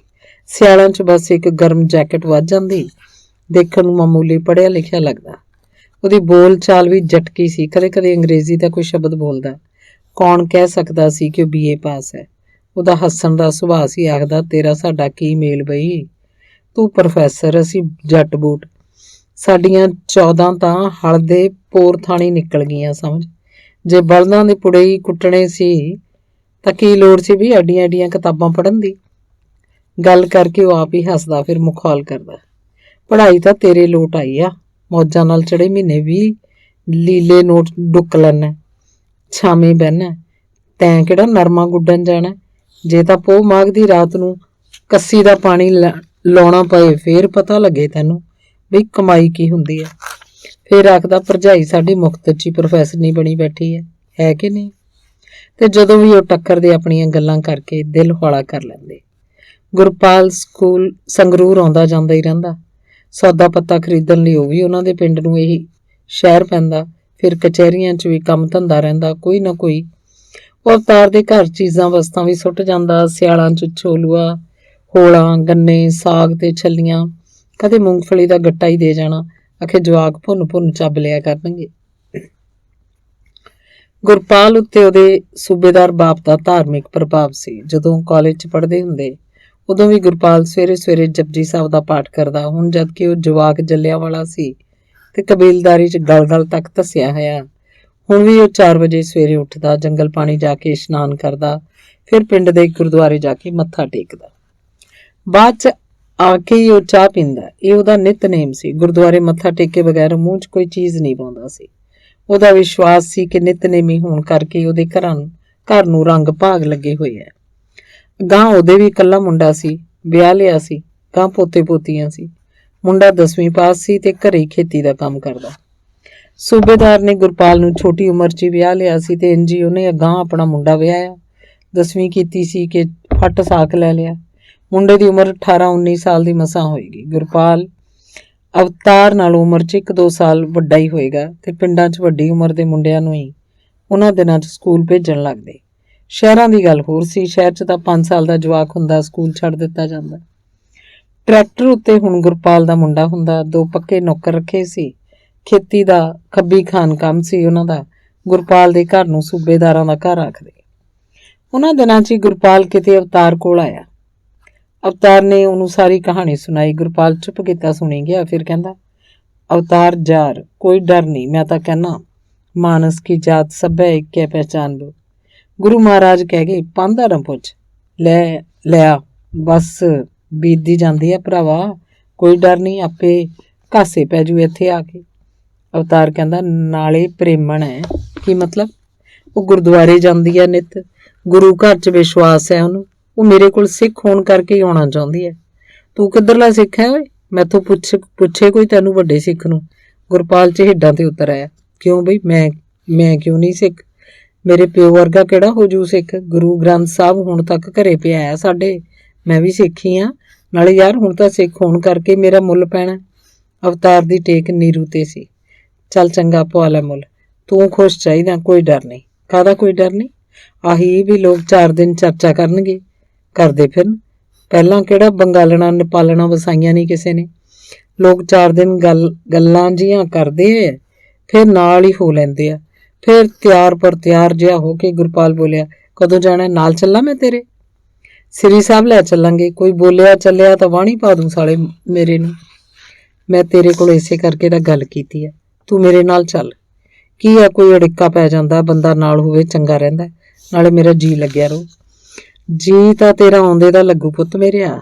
ਅੱਛਾ ਐਂ ਦੱਸ, ਤੂੰ ਕਹੀ ਜੀ ਬਣਦੀ ਤਣਦੀ ਵੀ ਹੈ? ਗੁਰਪਾਲ ਲਾਚੜਿਆ ਬੈਠਾ ਸੀ। ਪੂਰੀ ਵਧੀਆ ਹੈ। ਐਂ ਤਾਂ ਮਹਾਰਾਸ਼ਟਰ ਦੀ ਮਿੱਟੀ ਕਾਲੀ ਹੈ, ਤਾਂ ਹੀ ਉੱਧਰ ਕਪਾਹ ਹੁੰਦੀ ਹੈ ਇੰਨੀ। ਕਿਤੇ ਕਾਲੀ ਮਿੱਟੀ ਵਰਗਾ ਰੰਗ ਤਾਂ ਨਹੀਂ ਉਹਦਾ। ਇੱਥੇ ਆ ਕੇ ਨਸਲ ਵਿਗਾੜਦੀ ਫਿਰੇ। ਤੇਰੇ ਪਹਿਲੇ ਜਵਾਕ ਤਾਂ ਕਬੂਤਰੀ ਵਰਗੇ ਨੇ। ਦੇਖੀ ਕਾਲੀ ਮਿੱਟੀ ਦਾ ਨਾ ਚੱਕ ਲਿਆਈ। ਨਹੀਂ ਉਹ ਕਾਲੀ ਮਿੱਟੀ ਨਹੀਂ, ਕਾਲੀ ਮਿੱਟੀ ਦਾ ਗੁਲਾਬ ਹੈ, ਟਹਿ ਟਹਿ ਕਰਦਾ ਤੇ ਮਹਿਕਾਂ ਬਖੇਰਦਾ। ਸ਼ਾਇਰੀ ਚੰਗਾ ਭਾਈ, ਤੇਰਾ ਚਿੱਤਰਾਜੀ ਚਾਹੀਦਾ। ਕਿਹੜੀ ਗੱਡੀ ਚੱਲੀਏ? ਕਦੋਂ ਆਵਾਂ ਮੈਂ? ਗੱਡੀ ਤਾਂ ਇੱਥੋਂ ਸਿੱਧੀ ਜਾਂਦੀ ਹੈ, ਜੰਮੂ ਤੋਂ ਵੀ ਗੱਡੀ ਹੈ ਇੱਕ, ਉਹ ਸੰਗਰੂਰ ਠਹਿਰਦੀ ਹੈ, ਨਾਗਪੁਰ ਸਿੱਧੀ ਜਾਂਦੀ ਹੈ। ਬਰਥਾਂ ਬੁੱਕ ਕਰਵਾ ਲਾਂਗੇ ਇੱਥੋਂ ਦੀ। ਲੈ ਮੈਂ ਇੱਕ ਗੱਲ ਕਹਾਂ, ਵਾਹਿਗੁਰੂ ਸੱਚੇ ਪਾਤਸ਼ਾਹ ਤੇਰਾ ਇਹ ਕੰਮ ਸਿਰੇ ਲਾ ਦੇ। ਮੈਂ ਤੁਹਾਨੂੰ ਦੋਹਾਂ ਨੂੰ ਦਰਬਾਰ ਸਾਹਿਬ ਲੈ ਕੇ ਚੱਲੂ। ਅੰਮ੍ਰਿਤਸਰ ਸਰੋਵਰ 'ਚ ਤੁਹਾਡੀ ਦੋਵਾਂ ਦੀ ਚੁੱਭੀ ਮਰਵਾਉਣੀ ਆ। ਬਸ ਨੇਚਾ ਰੱਖ ਹੁਣ ਗੁਰੂ ਮਹਾਰਾਜ ਤੇ, ਇਹ ਵੀ ਦੇਖੀ ਪਰਤੇ ਆ ਕੇ ਤੇਰਾ ਕੰਮ ਬਣ ਜਾਣਾ। ਓਏ ਇਹੀ ਸੁੱਖ ਉੱਧਰ ਉਹ ਸੁੱਖੀ ਬੈਠੀ ਹੈ। ਫਿਰ ਤਾਂ ਭਾਈ ਇਹ ਕਾਰਜ ਬਣਿਆ ਸਮਝ। ਕਦੋਂ ਚੱਲੀਏ? ਅੱਜ ਸੋਮਵਾਰ ਹੈ ਨਾ? ਹਾਂ ਸੋਮਵਾਰ ਹੈ। ਬਸ ਅਗਲੇ ਸੋਮਵਾਰ ਚੱਲਾਂਗੇ। ਤੂੰ ਐਤਵਾਰ ਦੀ ਸ਼ਾਮ ਨੂੰ ਇੱਥੇ ਮੇਰੇ ਕੋਲ ਆ ਕੇ ਰਹੀਂ। ਤੜਕੇ ਗੱਡੀ ਚੜਾਂਗੇ। 7:15 ਵਜੇ ਗੱਡੀ ਆਉਂਦੀ ਆ। ਟਿਕਟਾਂ ਮੈਂ ਲੈ ਰੱਖੂ। ਲੈ ਹੁਣ ਗੱਲ ਪੱਕੀ ਰਹੀ, ਖੁੰਝੀ ਨਾ, ਨਾਲੇ ਗਏ ਬੰਦੇ ਦਾ ਆਸਰਾ ਹੁੰਦਾ ਯਾਰ। ਮੈਂ ਕਿਹਾ ਪੱਕ ਸਮਝ, ਛੱਡਾਂ ਜੇ ਘਰ। ਬੋਲੇ ਸੋਨਿਹਾਲ, ਸਤਿ ਸ੍ਰੀ ਅਕਾਲ। ਉਹ ਮੰਗਲਵਾਰ ਦੀ ਸ਼ਾਮ ਨੂੰ ਨਾਗਪੁਰ ਪਹੁੰਚ ਗਏ। ਚਿੱਠੀ ਉਹਨੇ ਪਹਿਲਾਂ ਨੀਰੂ ਨੂੰ ਲਿਖਤੀ ਸੀ ਕਿ ਸੋਮਵਾਰ ਨੂੰ ਸੰਗਰੂਰੋਂ ਚੱਲ ਕੇ ਮੰਗਲਵਾਰ ਨੂੰ ਦੁਪਹਿਰ ਤੋਂ ਬਾਅਦ ਕਿਸੇ ਸਮੇਂ ਨਾਗਪੁਰ ਪਹੁੰਚ ਰਿਹਾ। ਉਹ ਆਪਣੀ ਤਿਆਰੀ ਰੱਖੇ। ਸਿੱਧਾ ਹੀ ਬੁੱਧਨਗਰ ਗਏ। ਟੈਂਪੂ ਗੱਡੀ ਵਾਲਾ ਵਿਠਲ ਰਾਓ ਪਾਟਿਲ ਦਾ ਮਕਾਨ ਲੱਭਦਾ ਫਿਰ ਰਿਹਾ ਸੀ। ਇੰਜਨ ਸਟਾਰਟ ਰੱਖ ਕੇ ਉਹ ਹਰ ਕਿਸੇ ਅੱਗੋਂ ਉੱਚਾ ਬੋਲ ਕੇ ਵਿਠਲ ਰਾਓ ਪਾਟਿਲ ਦਾ ਨਾਂ ਲੈਂਦਾ। ਦੱਸਣ ਵਾਲਾ ਅਗਲੀ ਗਲੀ ਵੱਲ ਉਂਗਲੀ ਕਰਦਾ। ਟੈਂਪੂ 'ਚ ਬੈਠੇ 2 ਸਰਦਾਰਾਂ ਵੱਲ ਹੈਰਾਨੀ ਤੇ ਗੌਰ ਨਾਲ ਝਾਕਦਾ ਤੁਰ ਜਾਂਦਾ। ਅਖੀਰ ਉਹ ਘਰ ਪੁੱਜ ਗਏ। ਬਾਊ ਜੀ ਦਫ਼ਤਰੋਂ ਆ ਚੁੱਕੇ ਸੀ, ਘਰ ਹੀ ਸੀ। ਬਾਹਰ ਆ ਕੇ ਉਹਨਾਂ ਨੇ ਦੋਵੇਂ ਸਿੱਖ ਸਰਦਾਰਾਂ ਦਾ ਸਵਾਗਤ ਕੀਤਾ। ਉਹ ਸਮਝ ਗਏ ਸੀ। ਆਦਰ ਸਤਿਕਾਰ ਨਾਲ ਦੋਵਾਂ ਨੂੰ ਅੰਦਰ ਬਿਠਾਇਆ। ਨੀਰੂ ਕਿਤੇ ਨਹੀਂ ਦਿਸ ਰਹੀ ਸੀ। ਮਾਂ ਇੱਕ ਵਾਰੀ ਕਮਰੇ 'ਚ ਆਈ ਸੀ, ਉਹਨਾਂ ਨੂੰ ਦੇਖ ਗਈ। ਮਾਂ ਨੂੰ ਉਹਨਾਂ ਨੇ ਹੱਥ ਜੋੜੇ ਸੀ। ਬਾਊ ਜੀ ਨੇ ਹੀ ਉਹਨਾਂ ਨੂੰ ਪਾਣੀ ਪਿਆਇਆ। ਬਾਊ ਜੀ ਬੋਲਦੇ ਤਾਂ ਉਹਨਾਂ ਦੀ ਜ਼ਬਾਨ ਥਥਲਾਉਂਦੀ। ਉਹ ਇੱਕ ਕਮਰੇ 'ਚੋਂ ਦੂਜੇ ਕਮਰੇ 'ਚ ਬੇਮਤਲਬੀ ਕਾਹਲ ਨਾਲ ਆ ਜਾ ਰਹੇ ਸੀ। ਮਨੋਜ ਅਵਤਾਰ ਹੋਰਾਂ ਨੂੰ ਚਾਹ ਦੇ ਗਿਆ ਤੇ ਖਾਣ ਨੂੰ ਚਿੜਵਾ ਵੀ। ਅਵਤਾਰ ਜਾਣਦਾ ਸੀ ਕਿ ਮਰਾਠੀ ਘਰਾਂ 'ਚ ਚਿੜਵਾ ਹਰ ਮਹਿਮਾਨ ਨੂੰ ਦਿੱਤਾ ਜਾਂਦਾ ਹੈ। ਗੁਰਪਾਲ ਲਈ ਇਹ ਨਵੀਂ ਚੀਜ਼ ਸੀ ਤੇ ਸਸਤੀ ਜਿਹੀ। ਚਾਹ ਪੀਂਦੇ ਪੀਂਦੇ ਅਵਤਾਰ ਨੇ ਗੁਰਪਾਲ ਦੇ ਕੰਨ 'ਚ ਕਿਹਾ, ਇਹਨਾਂ ਦੀ ਮਹਿਮਾਨ ਨਵਾਜੀ ਹੈ, ਕਿਤੇ ਲਾਈਨ ਕਲੀਅਰ ਨਾ ਸਮਝ ਬੈਠੀ। ਚਾਹ ਪਿਆ ਕੇ ਵੀ ਇਹ ਖਾਲੀ ਦੇ ਖਾਲੀ ਘਰੋਂ ਤੋਰ ਸਕਦੇ ਆ। ਬਾਊ ਜੀ ਥੈਲਾ ਚੁੱਕ ਕੇ ਘਰੋਂ ਬਾਹਰ ਹੋ ਗਏ। ਉਹ ਗਏ ਤਾਂ ਨੀਰੂ ਅਵਤਾਰ ਕੋਲ ਆ ਖੜੀ, ਪਰ ਅਵਤਾਰ ਨੂੰ ਬੁਲਾਇਆ ਨਹੀਂ। ਗੁਰਪਾਲ ਨੂੰ ਹੱਥ ਜੋੜ ਕੇ ਸਤਿ ਸ਼੍ਰੀ ਅਕਾਲ ਆਖਿਆ। ਉਹਨੇ ਕਮੀਜ਼ ਸਲਵਾਰ ਪਹਿਨੀ ਸੀ, ਗਲ 'ਚ ਰੰਗਦਾਰ ਚੁੰਨੀ ਗੋਟੇ ਵਾਲੀ, ਕੰਨਾਂ 'ਚ ਸੋਨੇ ਦੀਆਂ ਵਾਲੀਆਂ, ਪੰਜਾਬੀ ਔਰਤਾਂ ਵਰਗੀਆਂ। ਤੇ ਗੁਰਪਾਲ ਨੂੰ ਉਹ ਚੰਗੀ ਲੱਗੀ। ਹੱਸ ਕੇ ਕਹਿਣ ਲੱਗਿਆ, ਪੁੱਛ ਲੈ ਇਹਨੂੰ ਬਈ ਕੋਈ ਡਿੱਕੇ ਵਾਲੀ ਗੱਲ ਤਾਂ ਨਹੀਂ। ਨੀਰੂ ਨੂੰ ਉਹਦੀ ਪੰਜਾਬੀ ਦੀ ਕੋਈ ਖਾਸ ਸਮਝ ਨਾ ਆਈ। ਉਹ ਬੋਲਿਆ ਵੀ ਕਾਲੀ ਸੀ। ਉਹ ਅਵਤਾਰ ਨੂੰ ਝੱਟ मुखातिब हुई। आप बाबूजी से बात कर लें। तुमने नहीं की क्या? मैं तो हर रोज करती हूँ। अब आप कीजिए ना, सब तय कर लीजिए। मान तो गए होंगे ना? अब आप आ चुके हैं तो मानेंगे, लेकिन फिर भी आप अपनी तरफ से बात छेड़िए। बाबूजी अब हैं कहाँ? गुरपाल गंभीर होके बोलिया। मार्केट गए हैं, कोई चीज़ लानी होगी। बाबूजी दोबारा आके ਉਹਨਾਂ ਕੋਲ ਬੈਠੇ ਤਾਂ ਗੁਰਪਾਲ ਨੇ ਗੱਲ ਛੇੜ ਦਿੱਤੀ ਤੇ ਫਿਰ ਗੁਰਪਾਲ ਨੇ ਬਾਊ ਜੀ ਦੀ ਗੱਲਾਂ ਕਰਦੇ ਰਹੇ। ਗੁਰਪਾਲ ਨੇ ਆਪਣੇ ਸੁਭਾਅ ਦੇ ਉਲਟ ਬੜੀਆਂ ਸਿਆਣਪ ਭਰੀਆਂ ਗੱਲਾਂ ਕੀਤੀਆਂ। ਚਲਾਕੀ ਨਾਲ ਪਹਿਲਾਂ ਹੀ ਦੱਸ ਗਿਆ ਕਿ ਅਵਤਾਰ ਸਿੰਘ ਇਹ ਹੈ। ਉਹਦੇ ਇਸ ਸੈਕਸ਼ਨ 'ਚ ਵੀ ਵਿਅੰਗ ਸੀ ਕਿ ਕਿਤੇ ਬੁੜਾ ਉਹਨੂੰ ਹੀ ਅਵਤਾਰ ਸਿੰਘ ਨਾ ਸਮਝ ਲਵੇ। ਬਾਊ ਜੀ ਨੇ ਅੱਖਾਂ ਭਰ ਲਈਆਂ। ਧੀ ਦੇ ਫੈਸਲੇ ਅੱਗੇ ਉਹ ਬੇਬਸ ਸਨ। ਕਹਿਣ ਲੱਗੇ, ਤੋ ਕਿਆ ਬੱਚੀ ਕੋ ਅਭੀ ਲੈ ਜਾਓਗੇ? ਹਾਂਜੀ, ਲੈਣੇ ਹੀ ਤੋਂ ਆਏ हैं, ਗੁਰਪਾਲ ਬੋਲਿਆ। ਰਾਤ ਦੀ ਰੋਟੀ ਖਾਣ ਬਾਅਦ ਨੀਰੂ ਤੇ ਅਵਤਾਰ ਸਿੰਘ ਬੁੱਧ ਨਗਰ ਦੇ ਗੁਰਦੁਆਰੇ ਗਏ। ਭਾਈ ਜੀ ਨਾਲ ਆਨੰਦ ਕਾਰਜ ਕਰਾਉਣ ਦੀ ਸਾਰੀ ਗੱਲ ਤੈਅ ਕਰ ਆਏ। ਭਾਈ ਜੀ ਨੇ 11 ਵਜੇ ਦਾ ਸਮਾਂ ਦਿੱਤਾ ਸੀ। ਪਿੱਛੋਂ ਗੁਰਪਾਲ ਬਾਊ ਜੀ ਨਾਲ ਇੱਧਰ ਉੱਧਰ ਦੀਆਂ ਗੱਲਾਂ ਕਰਦਾ ਰਿਹਾ, ਪਰ ਉਹਨੇ ਬਹੁਤਾ ਅਵਤਾਰ ਸਿੰਘ ਬਾਰੇ ਹੀ ਦੱਸਿਆ। ਯਕੀਨ ਦਿਵਾਇਆ ਕਿ ਠੱਗੀ ਵਾਲੀ ਕੋਈ ਗੱਲ ਨਹੀਂ। ਅਵਤਾਰ ਸਿੰਘ ਨਿਹਾਇਤ ਸ਼ਰੀਫ ਆਦਮੀ ਹੈ। ਉਹਦੇ ਘਰ-ਬਾਰ ਤੇ ਦੋਵੇਂ ਬੱਚਿਆਂ ਬਾਰੇ ਸਭ ਦੱਸ ਦਿੱਤਾ। ਦੂਜੇ ਦਿਨ ਸਵੇਰੇ ਹੀ ਸਰਿਤਾ ਤੇ ਮਧੂ ਨੂੰ ਵੀ ਬੁਲਾ ਲਿਆ ਗਿਆ। ਦਾਮਾਦ ਨਹੀਂ ਆਏ। ਮਧੂ ਨੂੰ ਬੱਚਾ ਹੋਣਾ ਸੀ ਤੇ ਉਹਨਾਂ ਦਿਨਾਂ 'ਚ ਉਹ ਨਾਗਪੁਰੀ ਆਪਣੇ ਸੱਸ ਸਹੁਰੇ ਕੋਲ ਸੀ। ਆਂਢ ਗੁਆਂਢ ਦੀਆਂ 2-3 ਕੁੜੀਆਂ ਵੀ ਆ ਗਈਆਂ। ਨੀਰੂ ਦੀਆਂ 2 ਸਹੇਲੀਆਂ ਵੀ, ਮਨਜੀਤ ਦੀ ਮਾਸੀ ਤੇ ਉਹਦੇ ਨੂੰਹ ਵੀ, ਬਾਊ ਜੀ ਦੇ ਦਫ਼ਤਰ ਵਾਲਾ ਉਹ ਦੋਸਤ ਤੇ ਉਹਦਾ ਪਰਿਵਾਰ। ਕਾਫੀ ਇਕੱਠ ਵੱਜ ਗਿਆ। ਬੁੱਧ ਨਗਰ ਦੇ ਗੁਰਦੁਆਰੇ ਜਾ ਕੇ ਉਹਨਾਂ ਨੇ ਆਨੰਦ ਕਾਰਜ ਦੀ ਰਸਮ ਅਦਾ ਕਰਵਾ ਲਈ। ਉੱਥੇ ਅਵਤਾਰ ਸਿੰਘ ਦਾ ਪਿਓ ਵੀ ਗੁਰਪਾਲ ਸਿੰਘ ਤੇ ਨਾਈ ਵੀ ਗੁਰਪਾਲ ਸਿੰਘ। ਸੰਗਰੂਰ ਲਈ ਜੰਮੂ ਤਵੀ ਨਾਗਪੁਰ ਦੇ ਸਟੇਸ਼ਨ ਉੱਤੇ ਸ਼ਾਮ 8 ਵਜੇ ਆਈ, 1 ਘੰਟਾ ਲੇਟ। ਅੰਗ 10ਵਾਂ। ਗੱਡੀ ਸੰਗਰੂਰ ਦੇ ਸਟੇਸ਼ਨ ਉੱਤੇ 8 ਵਜੇ ਸਵੇਰੇ ਪਹੁੰਚੀ। ਨਾਗਪੁਰ ਤੋਂ ਚੱਲ ਕੇ ਪੂਰੇ 36 ਘੰਟਿਆਂ ਬਾਅਦ। ਮੇਲ ਗੱਡੀਆਂ ਵਿੱਚ ਸਭ ਤੋਂ ਸੁਸਤ ਰਫ਼ਤਾਰ ਸੀ। ਬਸ ਇੰਨਾ ਸੁੱਖ ਸੀ ਕਿ ਸੰਗਰੂਰ ਤੋਂ ਚੜ੍ਹ ਕੇ ਸਿੱਧਾ ਨਾਗਪੁਰ ਪਹੁੰਚ ਜਾਈਦਾ। ਦਿੱਲੀ ਜਾ ਕੇ ਹੋਰ ਗੱਡੀ ਬਦਲਣ ਦਾ ਝੰਜਟ ਨਹੀਂ ਸੀ। ਇਵੇਂ ਹੀ ਨਾਗਪੁਰ ਤੋਂ ਸੰਗਰੂਰ ਤੱਕ ਸਿੱਧੀ ਗੱਡੀ ਬਸ ਇਹੋ ਹੀ ਸੀ ਤਾਂ ਮੇਲ ਗੱਡੀ, ਪਰ ਪੈਸੰਜਰਾਂ ਨਾਲੋਂ ਭੈੜੀ। ਜਿੱਥੇ ਖੜੀ ਰਹਿੰਦੀ ਬਸ ਖੜੀ ਰਹਿੰਦੀ। ਦਿਨ ਵੇਲੇ ਹਰ ਨਿੱਕੇ ਸਟੇਸ਼ਨ ਤੇ ਰੁਕਦੀ। ਹਾਲਟ ਨਾ ਹੁੰਦਾ ਤਾਂ ਦੂਜੀ ਕਿਸੇ ਗੱਡੀ ਨੂੰ ਹੀ ਕ੍ਰਾਸ ਕਰਵਾ ਰਹੀ ਹੈ। ਮੁਸਾਫਰ ਅੱਕੇ ਹੋਏ ਮਖੌਲ ਕਰਦੇ, ਜੰਮੂ ਤਵੀ ਮੇਲ ਗੱਡੀ ਨਹੀਂ ਮਾਲ ਗੱਡੀ ਆ, ਬੋਰੀਆਂ ਦੀ ਥਾਂ ਬੰਦੇ ਢੋ ਰਹੀ ਹੈ। ਸਟੇਸ਼ਨ ਤੇ ਉਹਨਾਂ ਨੇ 2 ਰਿਕਸ਼ੇ ਕਰ ਲਏ। ਇੱਕ 'ਚ ਅਵਤਾਰ ਤੇ ਨੀਰੂ ਬੈਠ ਗਏ ਤੇ ਇੱਕ 'ਚ ਗੁਰਪਾਲ। ਨੀਰੂ ਦਾ ਟਰੰਕ ਉਹਨੇ ਆਪਣੇ ਰਿਕਸ਼ੇ 'ਚ ਰੱਖ ਲਿਆ ਸੀ। ਬੱਸ ਸਟੈਂਡ ਕੋਲ ਦੀ ਲੰਘਦਿਆਂ ਅਵਤਾਰ ਨੇ ਅਖਬਾਰ ਲੈ ਲਿਆ। ਘਰ ਤੱਕ ਪਹੁੰਚਦਿਆਂ ਉਹਨੇ ਹੈਡਲਾਈਨ ਤੋਂ ਬਾਅਦ ਸਾਰੀ ਖਬਰ ਪੜ੍ਹ ਲਈ। ਅਕਾਲੀ ਦਲ ਵੱਲੋਂ ਧਰਮ ਯੁੱਧ ਮੋਰਚਾ ਸ਼ੁਰੂ ਹੋ ਚੁੱਕਿਆ ਸੀ। ਪਹਿਲੀ ਗ੍ਰਿਫਤਾਰੀ ਪ੍ਰਕਾਸ਼ ਸਿੰਘ ਬਾਦਲ ਨੇ ਦਿੱਤੀ। ਉਹਦੇ ਜੱਥੇ 'ਚ 300 ਵਲੰਟੀਅਰ ਹੋਰ ਸੀ। ਇਹ ਮੋਰਚਾ ਹਰਮੰਦਰ ਸਾਹਿਬ ਤੋਂ ਸ਼ੁਰੂ ਕੀਤਾ ਗਿਆ ਸੀ। ਘਰ ਜਾ ਕੇ ਬੈਠਦਿਆਂ ਹੀ ਬੈਸਣ ਲੱਗੇ। ਗੁਰਪਾਲ ਕਹਿ ਰਿਹਾ ਸੀ, ਲੈ ਬਈ ਹੁਣ ਬਣੂ ਗੱਲ, ਸੁਆਹ ਬਣੂ ਗੱਲ। ਇਹ ਮੋਰਚਾ ਬਾਹਰੋਂ ਲੱਗਣਾ ਚਾਹੀਦਾ ਸੀ। ਹੁਣ ਇਹ ਧਰਮ ਯੁੱਧ ਜਿਹੜੇ ਗੁਲ ਖਿਲਾਊ ਦੇਖਦਾ ਜਾਈ। ਅਕਾਲੀਆਂ ਦੀਆਂ ਮੰਗਾਂ ਜਦੋਂ ਲਗਭਗ ਸਮੁੱਚੇ ਪੰਜਾਬੀਆਂ ਦੀਆਂ ਮੰਗਾਂ ਨੇ ਤਾਂ ਮੋਰਚੇ 'ਚ ਸਾਰੇ ਪੰਜਾਬੀ ਸ਼ਾਮਲ ਹੋਣੇ ਚਾਹੀਦੇ ਆ। ਮੇਰਾ ਮਤਲਬ ਪੰਜਾਬ ਦਾ ਹਿੰਦੂ ਵੀ ਜੁੜਦਾ, ਗੱਲ ਤਾਂ ਫਿਰ ਬਣਦੀ। ਸਿੱਖ ਧਰਮ ਸਭ ਦਾ ਭਲਾ ਚਾਹੁੰਦਾ ਹੈ, ਹਿੰਦੂ ਵੀ ਵਿੱਚ ਹੀ ਆ ਗਏ। ਫਿਰ ਨਾਨਕ ਨਾਮ ਚੜ੍ਹਦੀ ਕਲਾ ਤੇਰੇ ਭਾਣੇ ਸਰਬੱਤ ਕਾ ਭਲਾ। ਸਰਬੱਤ ਕਾ ਭਲਾ ਅਕਾਲੀਆਂ ਨੇ ਕਰਨਾ। ਪ੍ਰੋਫੈਸਰ ਸਾਹਿਬ ਜੀ ਬਈ ਕੋਈ ਚਾय वाय तो पिला दो, आते कुरुक्षेत्र। नीरू बोली ਤੇ ਫਿਰ ਘਰ ਵਿੱਚ ਇੱਧਰ ਉੱਧਰ ਨਿਗਾਹ ਮਾਰ ਕੇ ਪੁੱਛਣ ਲੱਗੀ, ਬੱਚੇ कहाँ हैं? दिख नहीं रहे।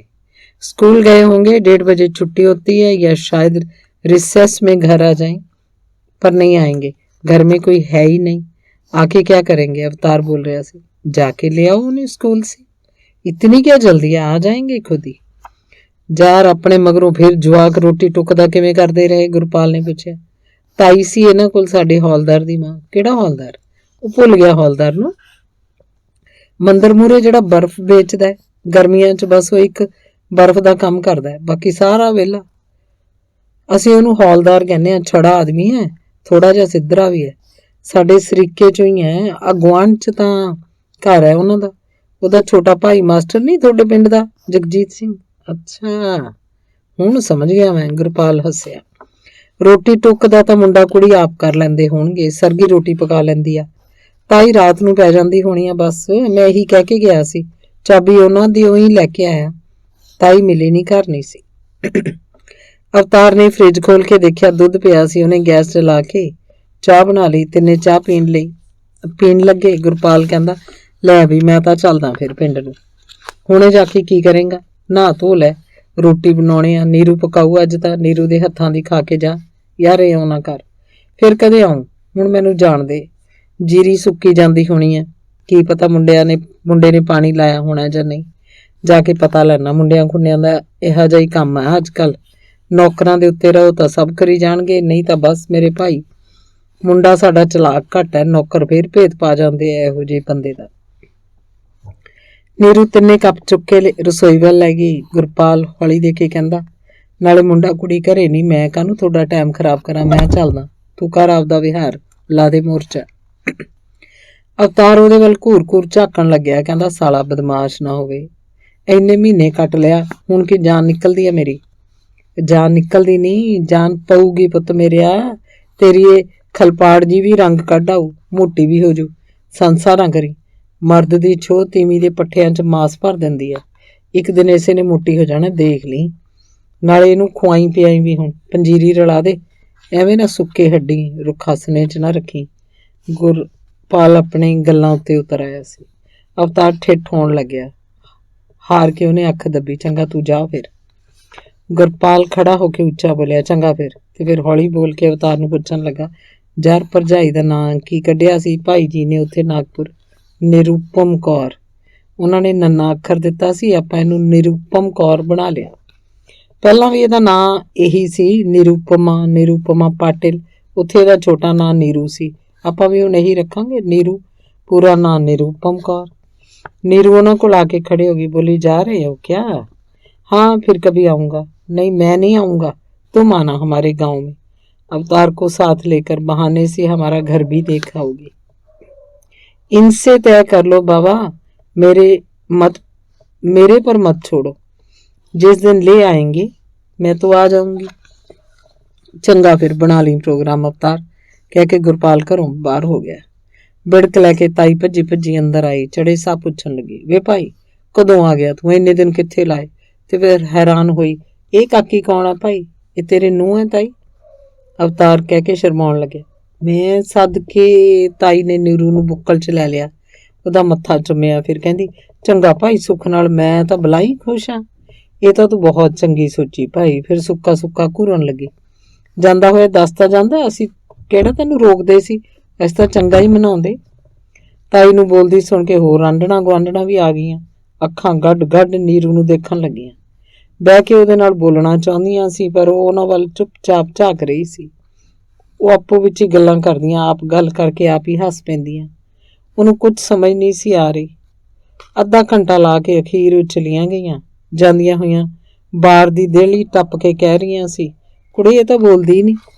ਕੋਈ ਆਖਦੀ, ਮਜਾਜ ਭਾਰੀ ਆ, ਨਵੀਂ ਆ ਨਾ, ਜਦੋਂ ਘੁਲ ਮਿਲ ਗਈ ਇੱਥੇ ਹੀ ਰਹਿਣਾ, ਆਪੇ ਬੋਲਿਆ ਕਰੂ। ਅੜਿਆ ਹੈ ਕੌਣ, ਕਿੱਥੋਂ ਦੀ ਹੋਈ?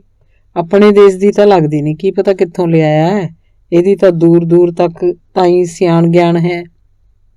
ਲੈ ਆਇਆ ਹੋਣਾ ਕਿੱਧਰੋਂ, ਦਿੱਲੀ ਦੱਖਣ ਤੋਂ। ਨਹੀਂ ਚੰਗਾ ਭਾਈ, ਟੁੱਕ ਪੱਕ ਦਾ ਹੋ ਗਿਆ ਵਿਚਾਰੇ ਦਾ, ਨਾਲੇ ਜਵਾਕ ਠਿਕਾਣੇ ਲੱਗ ਜਾਣਗੇ। ਤੀਵੀਂ ਬਿਨਾਂ ਕੁਛ ਨਹੀਂ ਬਣਦਾ ਘਰ ਦਾ। ਟੋਕਰੀ 'ਚ ਆਲੂ ਪਏ ਸੀ। ਨੀਰੂ ਨੇ ਸੁੱਕੇ ਆਲੂ ਬਣਾ ਲਏ, ਗੈਸ 'ਤੇ ਰੋਟੀਆਂ ਪਕਾ ਲਈਆਂ।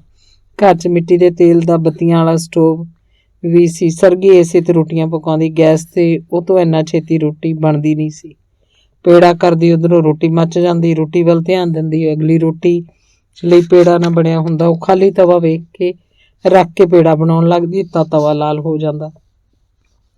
ਖਾਣਾ ਤਿਆਰ ਕਰਕੇ ਉਹਨੇ ਜਾਲੀ 'ਚ ਰੱਖ ਦਿੱਤਾ। ਅਵਤਾਰ ਨਹਾ ਚੁੱਕਿਆ ਸੀ। ਫਿਰ ਨੀਰੂ ਨਹਾ ਲਈ, ਕੱਪੜੇ ਬਦਲੇ। ਆਪਣੇ ਟਰੰਕ 'ਚੋਂ ਉਹ 2 ਸੂਟ ਵਾਧੂ ਲੈ ਕੇ ਆਈ ਸੀ।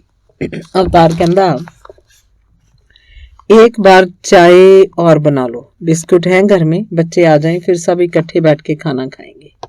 1:30 ਵਜੇ छुट्टी मिलन बाद मुंडा कुड़ी घर आए। सरगी होर स्कूल च पढ़दी सी, सरबजीत होर स्कूल च। कुड़ी थोड़ा चिर पहला आ जाती। पापा नूं घर आया देख के ਉਹ ਚਾਂਬੜਾ पाउण लगे। ਉਹਨੇ ਨੀਰੂ ਵੱਲ इशारा ਕੀਤਾ। ਮੁੰਡਾ ਕੁੜੀ ਦੋਵੇਂ हैरान होके ਉਹਨੂੰ ਦੇਖਣ ਲੱਗੇ। चुप ਦੇ चुप खड़े रहे। ਨੀਰੂ ਨੇ ਫਿਰ ਆਪ ਹੀ ਉਹਨਾਂ ਨੂੰ ਆਪਣੀ ਜੱਫੀ 'ਚ ਲੈ ਲਿਆ। ਕੁੜੀ ਤੇ ਮੁੰਡੇ ਦਾ ਵਾਰੀ-ਵਾਰੀ ਮੂੰਹ ਚੁੰਮਿਆ। ਦੋਵੇਂ ਸ਼ਰਮਾ ਰਹੇ ਸੀ। ਅਵਤਾਰ ਨੇ ਦੱਸਿਆ, ਇਹ ਤੁਹਾਡੀ ਮੰਮੀ ਨੇ। ਮੁੰਡਾ ਕੁੜੀ ਹੋਰ ਵੀ ਹੈਰਾਨ ਹੋਏ। ਦੇਰ ਤੱਕ ਨੀਰੂ ਵੱਲ ਝਾਕਦੇ ਰਹੇ। ਹੌਲੀ-ਹੌਲੀ ਉਹਨਾਂ ਦੇ ਚਿਹਰੇ ਉਤਰਨ ਲੱਗੇ। ਉਹਨਾਂ ਦੀ ਅੱਖਾਂ 'ਚ ਉਦਾਸੀ ਉਤਰ ਆਈ। ਬੱਚਿਆਂ ਲਈ ਇਹ ਇੱਕ ਨਵਾਂ ਹੀ ਅਹਿਸਾਸ ਸੀ ਜਿਸ ਬਾਰੇ ਉਹ ਕੁਝ ਵੀ ਬੋਲ ਕੇ ਨਹੀਂ ਸੀ ਦੱਸ ਸਕਦੇ। ਚਾਰਾਂ ਨੇ ਇਕੱਠੇ ਬੈਠ ਕੇ ਰੋਟੀ ਖਾਧੀ। ਫਿਰ ਨੀਰੂ ਸਾਰੇ ਬਰਤਨ ਚੁੱਕ ਰਸੋਈ 'ਚ ਲਿਜਾ ਕੇ ਰੱਖਣ ਲੱਗੀ। ਮੁੰਡਾ ਉੱਠ ਕੇ ਪਰਾਂ ਚਲਾ ਗਿਆ। ਕਮਰੇ 'ਚ ਜਾ ਕੇ ਆਪਣੇ ਬਸਤੇ 'ਚ ਕਿਤਾਬਾਂ ਕਾਪੀਆਂ ਨੂੰ ਫਰੋਲਣ ਲੱਗ ਪਿਆ। ਕੁੜੀ ਬਾਪ ਕੋਲ ਬੈਠੀ ਰਹੀ। ਬਾਪ ਧੀ ਨਿੱਕੀਆਂ ਕਈ ਗੱਲਾਂ ਕਰਦੇ ਰਹੇ। ਫਿਰ ਅਵਤਾਰ ਨੇ ਉਹਨੂੰ ਆਖਿਆ ਕਿਚਨ 'ਚ ਜਾ ਕੇ ਮੰਮੀ ਦੀ ਹੈਲਪ ਕਰ ਦੇ। ਸਰਗੀ ਰਸੋਈ 'ਚ ਚਲੀ ਗਈ, ਬਰਤਨ ਸਾਫ਼ ਕਰਾਉਣ ਲੱਗੀ। ਕੁਝ ਬੋਲ ਨਹੀਂ ਰਹੀ ਸੀ। ਨੀਰੂ ਨੇ ਉਹਦੀ ਗੱਲ ਨੂੰ ਹੱਥ ਲਾ ਕੇ ਪੁੱਛਿਆ, ਮੁਝੇ ਪਿਆਰ ਕਰੋਗੀ ਕਿਆ? ਸਰਗੀ ਬੋਲੀ, ਨਹੀਂ, ਸਿਰਫ ਸਿਰ ਝੁਕਾਇਆ। ਸਰਗੀ ਬੋਲੀ ਨਹੀਂ, ਸਿਰਫ ਸਿਰ ਝੁਕਾਇਆ। ਨੀਰੂ ਨੇ ਉਹਦਾ ਮੱਥਾ ਚੁੰਮ ਲਿਆ। ਫਿਰ ਕੁਝ ਦੇਰ ਬਾਅਦ ਸਰਗੀ ਬੋਲਣ ਵੀ ਲੱਗ ਪਈ। ਨੀਰੂ ਹਿੰਦੀ 'ਚ ਬੋਲਦੀ, ਸਰਗੀ ਪੰਜਾਬੀ 'ਚ। ਦੋਵੇਂ ਇੱਕ ਦੂਜੀ ਦੀ ਗੱਲ ਥੋੜ੍ਹੀ ਸਮਝ ਲੈਂਦੀਆਂ। ਅਖਬਾਰਾਂ 'ਚ ਖਬਰਾਂ ਛਪਦੀਆਂ। ਧਰਮ ਯੁੱਧ ਮੋਰਚਾ ਭਖ ਉੱਠਿਆ ਸੀ। ਪਿੰਡਾਂ ਦੇ ਸ਼ਹਿਰਾਂ 'ਚ ਲੋਕ ਜੱਥੇ ਬਣਾ ਧੜਾ ਅੰਮ੍ਰਿਤਸਰ ਨੂੰ ਜਾ ਰਹੇ ਸੀ। ਕਿਸੇ ਪਿੰਡੋਂ ਹਿੰਦੂ ਕਿਸਾਨ ਵੀ ਜਾਂਦੇ। ਪਹਿਲਾਂ ਦਰਬਾਰ ਸਾਹਿਬ ਜਾਂਦੇ, ਮੱਥਾ ਟੇਕਦੇ, ਫਿਰ ਲੰਗਰ 'ਚ ਜਾ ਕੇ ਅੰਨ ਪਾਣੀ ਛਕਦੇ। ਸ਼ਹਿਰ ਦਾ ਚੱਕਰ ਵੀ ਕੱਟ ਆਉਂਦੇ। ਗ੍ਰਿਫਤਾਰੀ ਦੇਣ ਵਾਲੇ ਸਿੰਘਾਂ ਦੀ ਗਿਣਤੀ ਨਿਸ਼ਚਿਤ ਹੁੰਦੀ।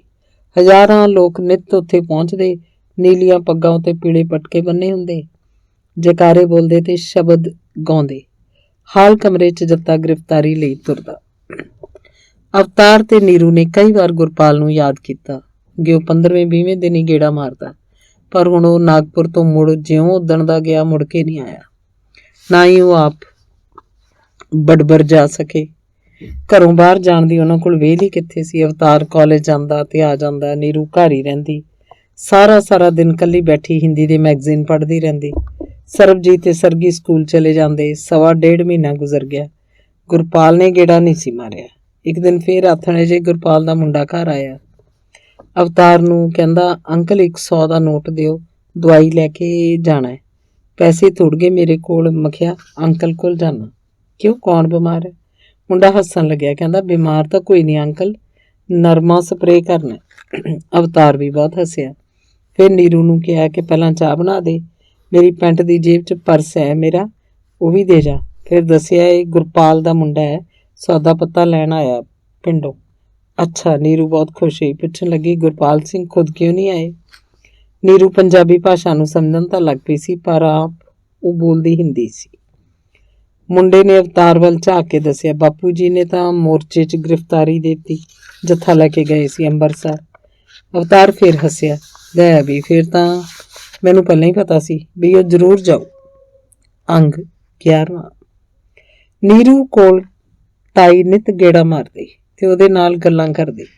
ਉਹਦੇ ਕੰਮਾਂ ਨੂੰ ਦੇਖਦੀ ਰਹਿੰਦੀ। ਅਸਲ 'ਚ ਤਾਈ ਦੀਆਂ ਹੀ ਗੱਲਾਂ ਹੁੰਦੀਆਂ।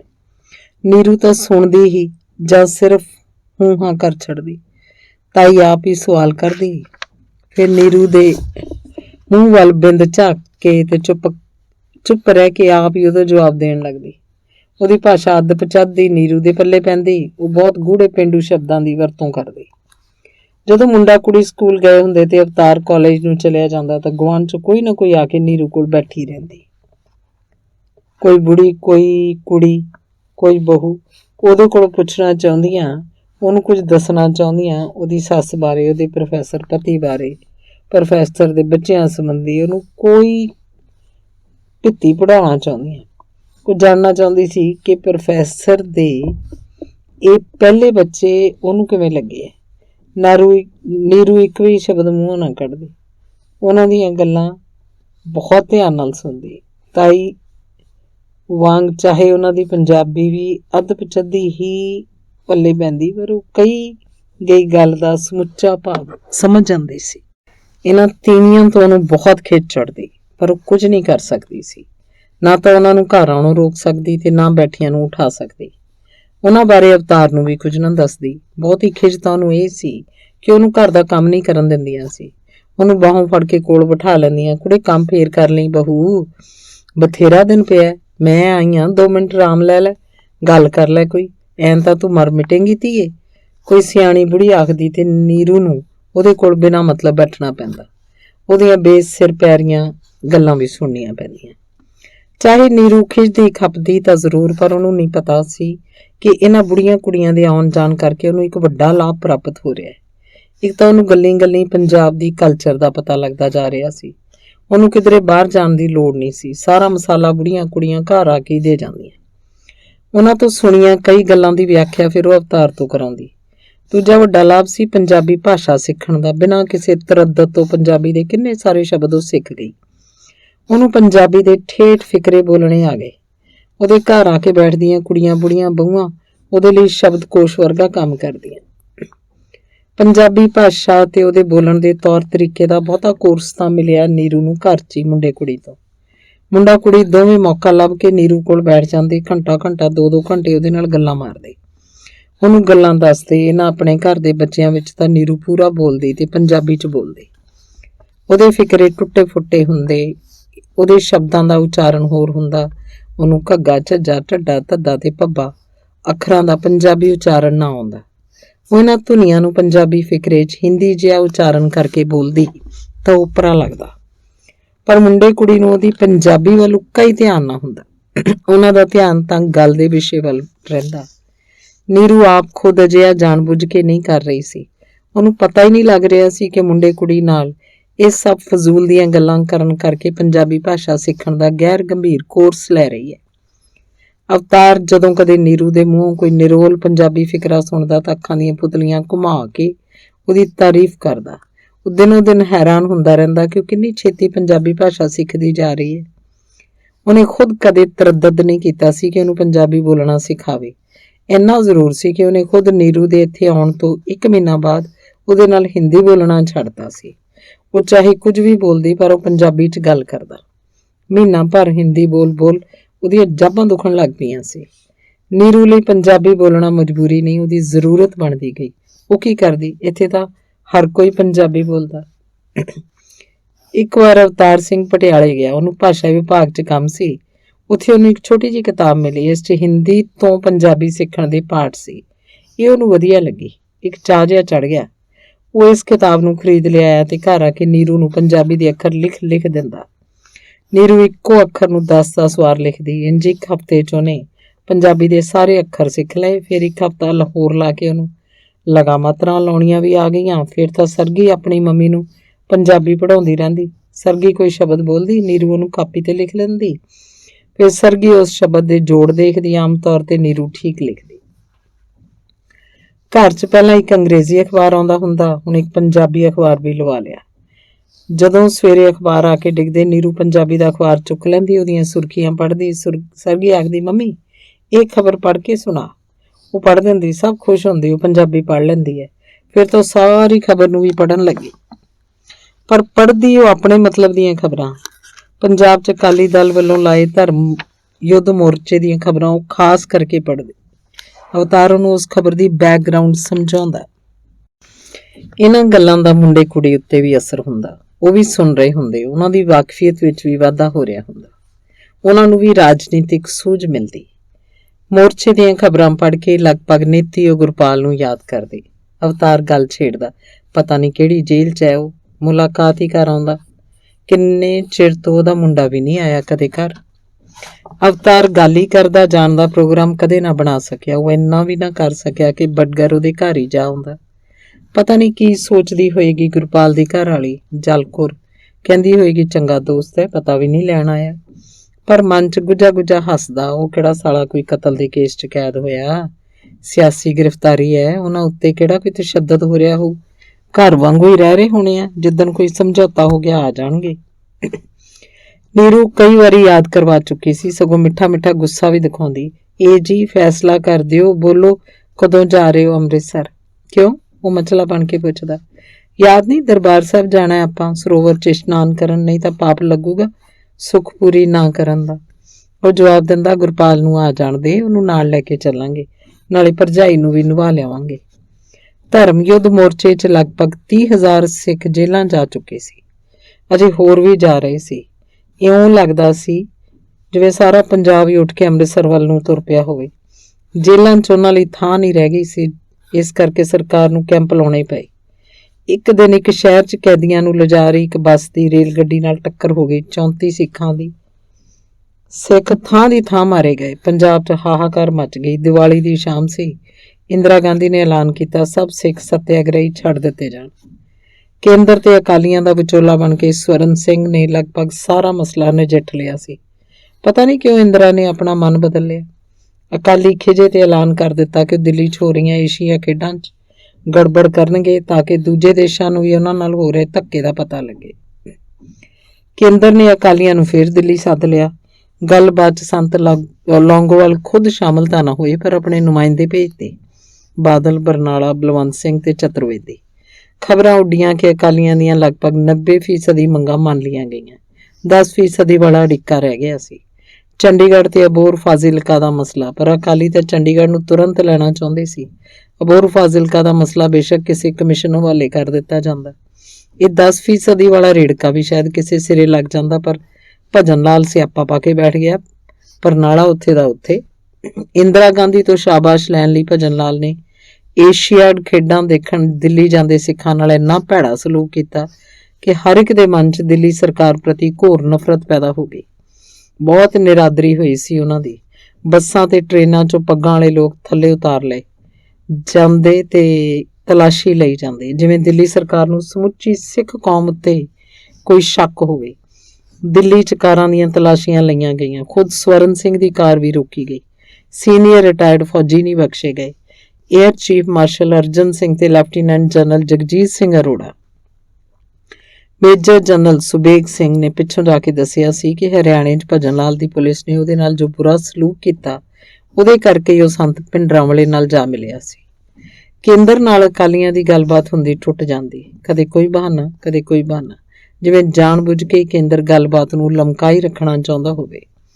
ਉਧਰ ਸਿੱਖਾਂ 'ਚ ਦੋ ਧੜੇ ਪੈਦਾ ਹੋ ਚੁੱਕੇ ਸੀ, ਸੰਤ ਲੌਂਗੋਵਾਲ ਦਾ ਧੜਾ ਤੇ ਸੰਤ ਭਿੰਡਰਾਂਵਾਲੇ ਦਾ ਧੜਾ। ਧਰਮ ਯੁੱਧ ਮੋਰਚਾ ਜਾਰੀ ਸੀ। ਸੰਤ ਲੌਂਗੋਵਾਲ ਅਹਿੰਸਾਵਾਦੀ ਸੀ, ਸੰਤ ਭਿੰਡਰਾਂਵਾਲਾ ਜੁਝਾਰਵਾਦੀ। ਸੰਤ ਲੌਂਗੋਵਾਲ ਹਿੰਦੂ ਸਿੱਖ ਏਕਤਾ ਦੇ ਹਾਮੀ ਸੀ। ਸੰਤ ਭਿੰਡਰਾਂਵਾਲੇ ਦੇ ਰਾਹ 'ਚ ਅਜਿਹੀ ਏਕਤਾ ਇੱਕ ਵੱਡਾ ਰੋੜਾ ਸੀ। ਲੌਂਗੋਵਾਲ ਦਾ ਨਿਸ਼ਾਨਾ ਹੋਰ ਸੀ, ਭਿੰਡਰਾਂਵਾਲੇ ਦਾ ਹੋਰ। ਪੰਜਾਬ 'ਚ ਕਤਲ ਦੀ ਰਾਜਨੀਤੀ ਸ਼ੁਰੂ ਹੋ ਗਈ। ਹਰਮੰਦਰ ਸਾਹਿਬ ਦੇ ਦਰਵਾਜ਼ੇ ਤੇ ਪੁਲਿਸ ਦੇ ਇੱਕ ਉੱਚ ਅਧਿਕਾਰੀ ਨੂੰ ਗੋਲੀ ਨਾਲ ਉਡਾ ਦਿੱਤਾ ਗਿਆ। ਉਹਦੇ ਕਤਲ ਨਾਲ ਜਿਵੇਂ ਦਿੱਲੀ ਦਾ ਤਖਤ ਡੋਲ ਗਿਆ ਹੋਵੇ। ਉਦੋਂ ਤੱਕ ਵਿਰੋਧੀ ਹਿੰਦੂ ਨੇਤਾ, ਨਿਰੰਕਾਰੀ, ਜ਼ਾਲਿਮ ਪੁਲਿਸ ਅਫਸਰ ਤੇ ਪੁਲਿਸ ਟਾਊਟ ਹੀ ਕਤਲ ਕੀਤੇ ਜਾ ਰਹੇ ਸੀ। ਪਰ ਲੁਧਿਆਣੇ ਕੋਲ ਇੱਕ ਬੱਸ ਵਿੱਚੋਂ 6 ਹਿੰਦੂ ਮੁਸਾਫਰਾਂ ਨੂੰ ਥੱਲੇ ਉਤਾਰ ਕੇ ਕਤਲ ਕੀਤਾ ਗਿਆ।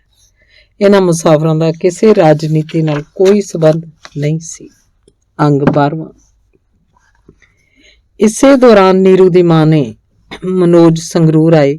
ਇੱਕ ਹਫ਼ਤਾ ਉੱਥੇ ਰਹੇ। ਮਨੋਜ ਸਰਬਜੀਤ ਤੇ ਸਰਗੀ ਨਾਲ ਵਾਹਵਾ ਘੁਲ ਮਿਲ ਗਿਆ। ਪੰਜਾਬੀ 'ਚ ਉਹ ਨਹੀਂ ਸਮਝਦਾ ਸੀ। ਸਰਬਜੀਤ ਤੇ ਸਰਗੀ ਉਹਦੇ ਨਾਲ ਟੁੱਟੀ ਫੁੱਟੀ ਹਿੰਦੀ ਬੋਲਦੇ। ਉਹਨਾਂ ਤਿੰਨਾਂ ਦਾ ਕੰਮ ਸਰ ਜਾਂਦਾ। ਉਹਨਾਂ ਨੇ ਕਿਹੜਾ ਕਿਸੇ ਫਿਲਮ 'ਚ ਸੰਵਾਦ ਬੋਲਣੇ ਸੀ ਕਿ ਉਹਨਾਂ ਦੇ ਫਿਕਰੇ ਸ਼ੁੱਧ ਹੁੰਦੇ ਜਾਂ ਕਿਸੇ ਸ਼ਬਦ ਦਾ ਉਚਾਰਨ ਸਹੀ ਹੁੰਦਾ। ਇੱਕ ਦੂਜੇ ਤੱਕ ਗੱਲ ਪਹੁੰਚਾਣੀ ਹੁੰਦੀ। ਭਾਸ਼ਾ ਸੰਕਟ ਸਾਹਮਣੇ ਆਉਂਦਾ ਤਾਂ ਹੱਥਾਂ ਦੇ ਸੰਕੇਤ ਭਾਸ਼ਾ ਦਾ ਕੰਮ ਦੇ ਜਾਂਦੇ। ਤੇ ਨਾਲ ਇਹ ਵੀ ਤਾਂ ਕਿਹਾ ਜਾਂਦਾ ਕਿ ਬੱਚੇ ਚਾਹੇ ਉਹ ਦੁਨੀਆ ਦੇ ਕਿਸੇ ਵੀ ਕੋਨੇ 'ਚ ਚਲੇ ਜਾਣ, ਉੱਥੋਂ ਦੇ ਹਮ ਉਮਰ ਬੱਚਿਆਂ ਨਾਲ ਸੰਵਾਦ ਰਚਾਉਣ 'ਚ ਉਹਨਾਂ ਨੂੰ ਭਾਸ਼ਾ ਸਮੱਸਿਆ ਪੇਸ਼ ਨਹੀਂ ਆਉਂਦੀ। ਕਿਵੇਂ ਨਾ ਕਿਵੇਂ ਉਹ ਆਪਣਾ ਮਤਲਬ ਸਾਰ ਲੈਂਦੇ। ਇਹੀ ਗੱਲ ਔਰਤਾਂ ਬਾਰੇ ਆਖੀ ਜਾ ਸਕਦੀ ਹੈ। ਪ੍ਰੌੜ ਕਿਸਮ ਦੇ ਮਨੁੱਖੀ ਭਾਸ਼ਾ ਨੂੰ ਲੈ ਕੇ ਕੋਈ ਨਾ ਕੋਈ ਸਿਆਪਾ ਖੜਾ ਰੱਖਦੇ, ਖਾਸ ਕਰਕੇ ਜਦੋਂ ਉਹਨਾਂ ਦੀ ਇਹ ਸਮੱਸਿਆ ਕਿਸੇ ਸਿਆਸੀ ਪੈਂਤਰੇ ਨਾਲ ਜੁੜੀ ਹੋਈ ਹੋਵੇ। ਨੀਰੂ ਦੀ ਮਾਂ ਆਈ ਤਾਂ ਸੀ ਨੀਰੂ ਨੂੰ ਮਿਲਣ ਦੇ ਬਹਾਨੇ, ਪਰ ਅੰਦਰ ਖਾਤੇ ਉਹ ਇਹ ਪਤਾ ਲੈਣ ਆਈ ਸੀ ਕਿ ਉਹਦੀ ਧੀ ਨਾਲ ਕਿਤੇ ਕੋਈ ਧੋਖਾ ਤਾਂ ਨਹੀਂ ਹੋ ਗਿਆ। ਇਹ ਬੰਦਾ ਜੋ ਉਹਦੀ ਕੁੜੀ ਨੂੰ ਲੈ ਆਇਆ ਵਾਕਿਆ ਹੀ ਕਾਲਜ ਪ੍ਰੋਫੈਸਰ ਹੈ। ਉਹਦਾ ਕੋਈ ਘਰ-ਬਾਰ ਵੀ ਹੈ। ਚਾਹੇ ਨੀਰੂ ਲਗਭਗ ਹਰ ਹਫ਼ਤੇ ਜਾਂ 10 ਦਿਨਾਂ ਬਾਅਦ ਚਿੱਠੀ ਲਿਖਦੀ, ਪਰ ਚਿੱਠੀ ਲਿਖਣ ਦਾ ਵਕਫਾ 15-20 ਦਿਨ ਵੀ ਹੋ ਗਿਆ ਸੀ। ਪਰ ਨੀਰੂ ਦੀ ਮਾਂ ਇਹ ਸਭ ਅੱਖੀਂ ਵੇਖਣਾ ਚਾਹੁੰਦੀ ਸੀ। ਉਹ ਇਹ ਵੀ ਵੇਖ ਕੇ ਗਈ ਕਿ ਕੁੜੀ ਕਿਤੇ ਇੱਥੇ ਆ ਕੇ ਤੰਗ ਤਾਂ ਨਹੀਂ। ਉਹਨੇ ਉੱਤੋਂ ਤਾਂ ਸਰਬਜੀਤ ਤੇ ਸਰਗੀ ਨੂੰ ਮਨੋਜ ਨਾਲੋਂ ਵੱਧ ਪਿਆਰ ਕੀਤਾ, ਪਰ ਵਿੱਚੋਂ ਤਿੱਖੀ ਨਜ਼ਰ ਨਾਲ ਉਹਨਾਂ ਨੂੰ ਹਰ ਰੋਜ਼ ਤਾੜਦੀ ਰਹਿੰਦੀ। ਉਹ ਸੋਚਦੀ ਇਹ ਬੱਚੇ ਆਪਣੀ ਮਤਰੇਈ ਮਾਂ ਨਾਲ ਪਤਾ ਨਹੀਂ ਕਿਹੋ ਜਿਹਾ ਸਲੂਕ ਕਰਨਗੇ। ਉਹ ਨੀਰੂ ਨੂੰ ਚੋਰੀ ਸਮਝਾਉਂਦੀ ਰਹੀ ਕਿ ਇਹਨਾਂ ਨੂੰ ਵੱਧ ਤੋਂ ਵੱਧ ਪਿਆਰ ਕਰੇ, ਇਹਨਾਂ ਨੂੰ ਆਂਢ ਗੁਆਂਢ 'ਚ ਬਹੁਤਾ ਨਾ ਜਾਣ ਦਿਆ ਕਰੇ, ਕਿਸੇ ਰਿਸ਼ਤੇਦਾਰੀ 'ਚ ਵੀ ਬਹੁਤਾ ਨਾ ਭੇਜੇ, ਬਸ ਆਪਣੇ ਕੋਲ ਹੀ ਰੱਖੇ, ਆਪਣੀ ਮੁੱਠੀ 'ਚ, ਫੇਰ ਨਹੀਂ ਵਿਗੜਦੇ। ਮਾਂ ਗਈ ਤੋਂ 2 ਮਹੀਨਿਆਂ ਪਿੱਛੋਂ ਅਵਤਾਰ ਤੇ ਨੀਰੂ ਨਾਗਪੁਰ ਗਏ। ਉਹ ਆਪਣੇ ਨਾਲ ਸਰਬਜੀਤ ਤੇ ਸਰਗੀ ਨੂੰ ਵੀ ਲੈ ਗਏ। ਉਹਨਾਂ ਨੂੰ ਨਾਗਪੁਰ ਵਾਲਿਆਂ ਨੇ ਸਗੋਂ ਜਾਣਬੁੱਝ ਕੇ ਬੁਲਾਇਆ ਸੀ। ਉਹਨਾਂ ਦੇ ਸਮਾਜ 'ਚ ਗੱਲਾਂ ਉੱਡਣ ਲੱਗ ਪਈਆਂ ਸੀ ਕਿ ਇੱਕ ਸਿੱਖ ਉਹਨਾਂ ਦੀ ਕੁੜੀ ਨੂੰ ਭਜਾ ਕੇ ਲੈ ਗਿਆ, ਗਾਂਹ ਜਾ ਕੇ ਕੁੜੀ ਨੂੰ ਵੇਚ ਦਿੱਤਾ ਹੋਏਗਾ ਜਾਂ ਕੀ ਹੈ, ਮਾਰ ਹੀ ਦਿੱਤਾ ਹੋਵੇ। ਪਾਟਿਲ ਸਾਹਿਬ ਆਪਣੇ ਸਮਾਜ ਦੇ ਸਾਰੇ ਲੋਕਾਂ ਨੂੰ ਬੁਲਾ ਕੇ ਇੱਕ ਪਾਰਟੀ ਦੇਣਾ ਚਾਹੁੰਦੇ ਸੀ, ਜਿਸ 'ਚੋਂ ਨੀਰੂ ਤੇ ਉਹਦੇ ਸਿੱਖ ਪਤੀ ਨੂੰ ਪੇਸ਼ ਕਰ ਸਕਣ ਕਿ ਉਹ ਗ੍ਰਸਤੀ ਜੀਵਨ ਬਿਤਾ ਰਹੇ ਆਮ ਪਤੀ ਪਤਨੀ ਹਨ। ਸਮਾਜ 'ਚ ਉੱਡੀਆਂ ਗੱਲਾਂ ਬਿਲਕੁਲ ਨਿਰਮੂਲ ਹਨ। ਪਾਟਿਲ ਸਾਹਿਬ ਨੇ ਸਭ ਨੂੰ ਬੁਲਾਇਆ। ਸ਼ਾਮ ਵਕਤ ਉਹਦੇ ਘਰ ਚਾਹ ਪਾਰਟੀ ਦਿੱਤੀ। ਕਾਫੀ ਸਾਰਾ ਖਾਣ ਪੀਣ ਦਾ ਸਮਾਨ ਸੀ। ਉਹਨਾਂ ਨੇ ਇਕੱਲੇ ਬੰਦੇ ਨੂੰ ਅਵਤਾਰ ਸਿੰਘ ਦਾ परिचय करवाया। वो बड़े फख्र नाल बोलते, professor Avtar Singh, government college Sangrur, Punjab में लेक्चरार है, 2500 रुपया वेतन लेते हैं, संगरूर पंजाब में डिस्ट्रिक्ट हेडक्वार्टर है, वहीं के रहने वाले हैं। नौजवान मराठना नच्चियां, उन्होंने फिल्मी गीत गाए तो फिर दरी बिछा के सब जने बैठ गए। मर्द, औरतां, बच्चे ते नौजवान कुड़ियां इस वक्त प्रौढ़ उम्र दीयां औरतां ने सभ्यक गीत सुनाए।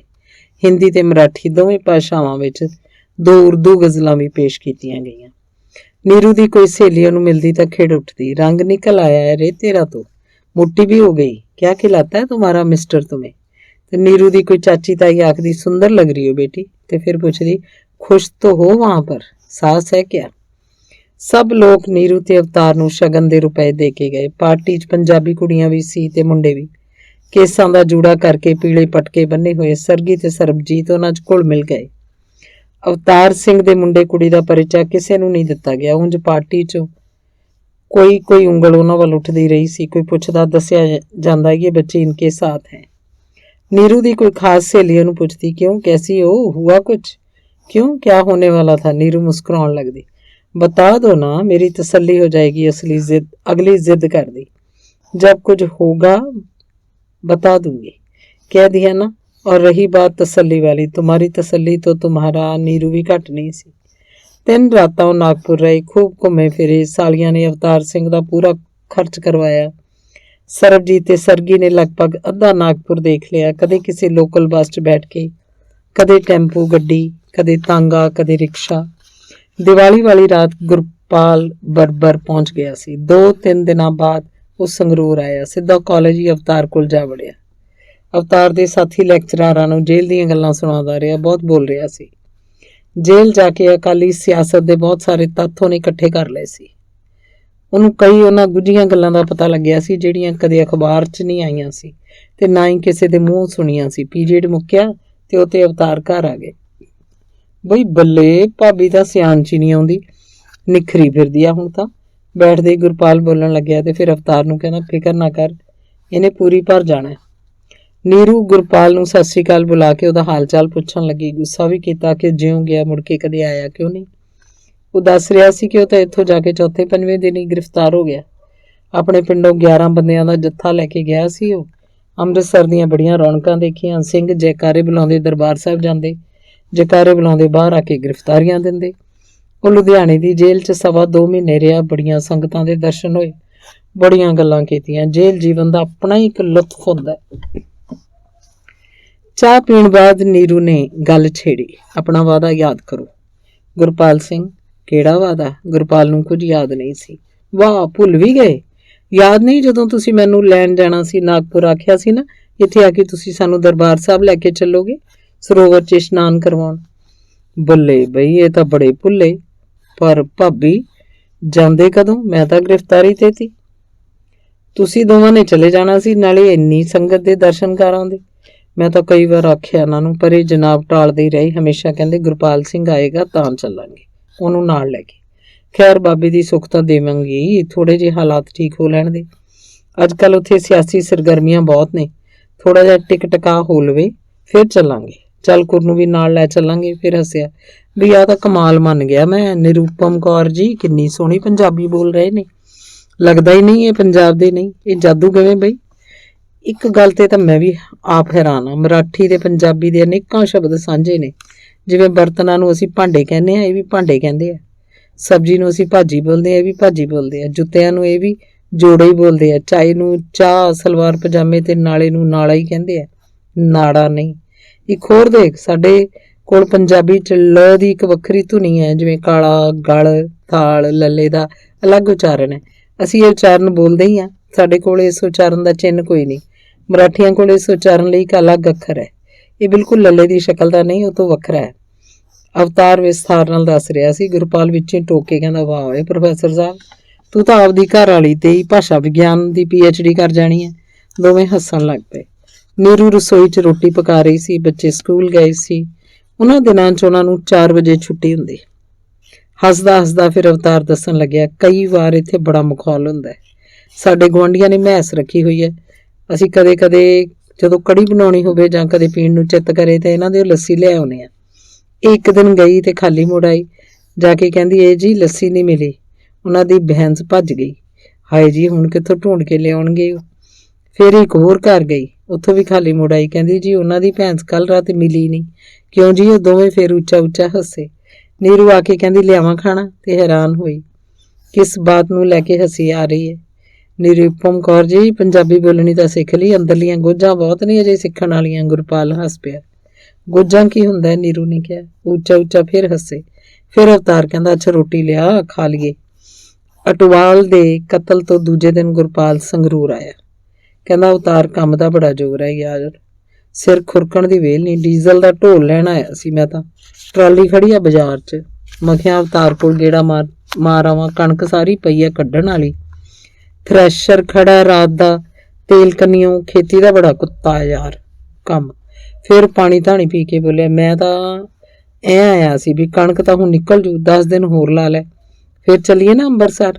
ਅਵਤਾਰ ਮੁਸਕਰਾਉਣ ਲੱਗ ਪਿਆ। ਨੀਰੂ ਅੰਦਰ ਰਸੋਈ 'ਚ ਸੀ। ਹਾਲਾਤ ਤਾਂ ਦਿਨੋਂ ਦਿਨ ਖਰਾਬ ਹੋ ਰਹੇ ਆ। ਪਿੰਡਰਾਂ ਵਾਲਾ ਜਮਾਈ ਬੈਠਾ ਹੈ ਅੱਡਾ ਆਪਦਾ ਗੁਰੂ ਨਾਨਕ ਨਿਵਾਸ 'ਚ। ਅਕਾਲੀ ਸਿਆਸਤ 2 ਧੜਿਆਂ 'ਚ ਪੱਕੀ ਤਰ੍ਹਾਂ ਵੰਡੀ ਗਈ ਹੈ। ਹੁਣ ਇਹਨਾਂ ਦਾ ਏਕਾ ਮੁਸ਼ਕਿਲ ਹੈ। ਉਹਦੀ ਸੋਚਣੀ ਹੋਰ ਹੈ, ਉਹਦੀ ਹੋਰ ਹੈ। ਫਿਰ ਗੁਰਪਾਲ ਗਾਂ ਹੋਰ ਬੋਲਣ ਲੱਗਿਆ, ਅਸਲ 'ਚ ਤਾਂ 2 ਬੰਦਿਆਂ ਨੇ ਪੰਜਾਬ ਦਾ ਬੇੜਾ ਕਰਕੇ ਰੱਖਤਾ। 2 ਬੰਦੇ ਕਿਹੜੇ? ਅਵਤਾਰ ਗੰਭੀਰ ਹੋ ਗਿਆ। ਦੋਵੇਂ ਕਾਂਗਰਸ ਦੇ ਬੰਦੇ ਆ, ਤੂੰ ਆਪ ਸਮਝ ਸਕਦਾ। ਹਾਂ ਹਾਂ, ਮੈਨੂੰ ਸਮਝ ਹੈ, ਹਰ ਬੰਦਾ ਜਾਣਦਾ ਹੈ ਉਹਨਾਂ ਬਾਰੇ। ਕਾਂਗਰਸ ਦੀ ਇਹ ਗੁੱਜੀ ਮਾਰ ਹੈ ਵੀ ਪੰਜਾਬ 'ਚ ਅਕਾਲੀ ਦਲ ਨੂੰ ਕਮਜ਼ੋਰ ਕੀਤਾ ਜਾਏ। ਉਹਨਾਂ ਨੇ ਸਿਰ ਤੇ ਲਿਆ ਕੇ ਬਿਠਾਤਾ ਭਿੰਡਰਾਂ ਵਾਲਾ। ਹੁਣ ਦਿਨੋਂ ਦਿਨ ਨਾਅਰੇ ਤਿੱਖੇ ਹੁੰਦੇ ਜਾਣਗੇ। ਗਿਆਨੀ 2 ਧਾਰੀ ਤਲਵਾਰ ਚਲਾਈ ਜਾਂਦਾ ਹੈ ਸੈਂਟਰ 'ਚ ਬੈਠਾ। ਇੱਕ ਤਾਂ ਉਹਦੀ ਅਕਾਲੀ ਦਲ ਨੂੰ ਖਤਮ ਕਰਨ ਦੀ ਚਾਲ, ਦੂਜੀ ਚਾਲ ਵੀ ਦਰਬਾਰਾ ਸਿੰਘ ਵੀ ਖਤਮ ਹੋਵੇ। ਇੱਥੇ ਦਰਬਾਰਾ ਸਿੰਘ ਆਪਣੀ ਕੁਰਸੀ ਨੂੰ ਕਾਇਮ ਰੱਖਣ ਖਾਤਰ ਹੀ ਕੁਛ ਨਹੀਂ ਬਿਮਾਰੀ ਵਧੀ ਜਾਂਦੀ ਹੈ। ਅਵਤਾਰ ਸਿੰਘ ਨੇ ਸ਼ੇਰ ਬੋਲਿਆ, ਮਰਜ਼ ਬੜਤਾ ਹੀ ਗਿਆ ਜਿਉਂ ਜਿਉਂ ਦਵਾ ਕੀ। ਫੇਰ ਦੱਸ ਕੀ ਪ੍ਰੋਗਰਾਮ ਹੈ? ਨੀਰੂ ਨੂੰ ਪੁੱਛ ਲੈ। ਅਵਤਾਰ ਫੇਰ ਮੁਸਕਰਾਉਣ ਲੱਗਿਆ। ਉਹਨੇ ਨੀਰੂ ਨੂੰ ਹਾਕ ਮਾਰੀ। ਉਹ ਆਈ ਤਾਂ ਗੁਰਪਾਲ ਉਹਦੀ ਸਤਿ ਸ੍ਰੀ ਅਕਾਲ ਮੰਨ ਕੇ ਉਹਦੇ ਵੱਲ ਗੌਰ ਨਾਲ ਝਾਕਣ ਲੱਗਿਆ। ਝਾਕਦਾ ਹੀ ਰਿਹਾ। ਕਿਉਂ, ਕੀ ਪ੍ਰੋਗਰਾਮ ਹੈ? ਇਸ ਵਾਰ ਅਵਤਾਰ ਬੋਲਿਆ, ਇਹ ਤਾਂ ਪ੍ਰੋਗਰਾਮ ਹੀ ਬਦਲਿਆ ਪਿਆ ਭਾਈ। ਮੁਬਾਰਕਾਂ ਇਹਨਾਂ ਦਿਨਾਂ 'ਚ ਤਾਂ ਭਾਈ ਬੱਸ ਦਾ ਸਫ਼ਰ ਵੀ ਠੀਕ ਨਹੀਂ ਨਿਰੂਪਮ ਕੌਰ ਜੀ ਵਾਸਤੇ। ਗੁਰਪਾਲ ਦੀ ਇਸ ਗੱਲ ਉੱਤੇ ਮੀਆਂ ਬੀਵੀ ਮੁਸਕਰਾਉਣ ਲੱਗ ਪਏ। ਧੰਨਵਾਦ।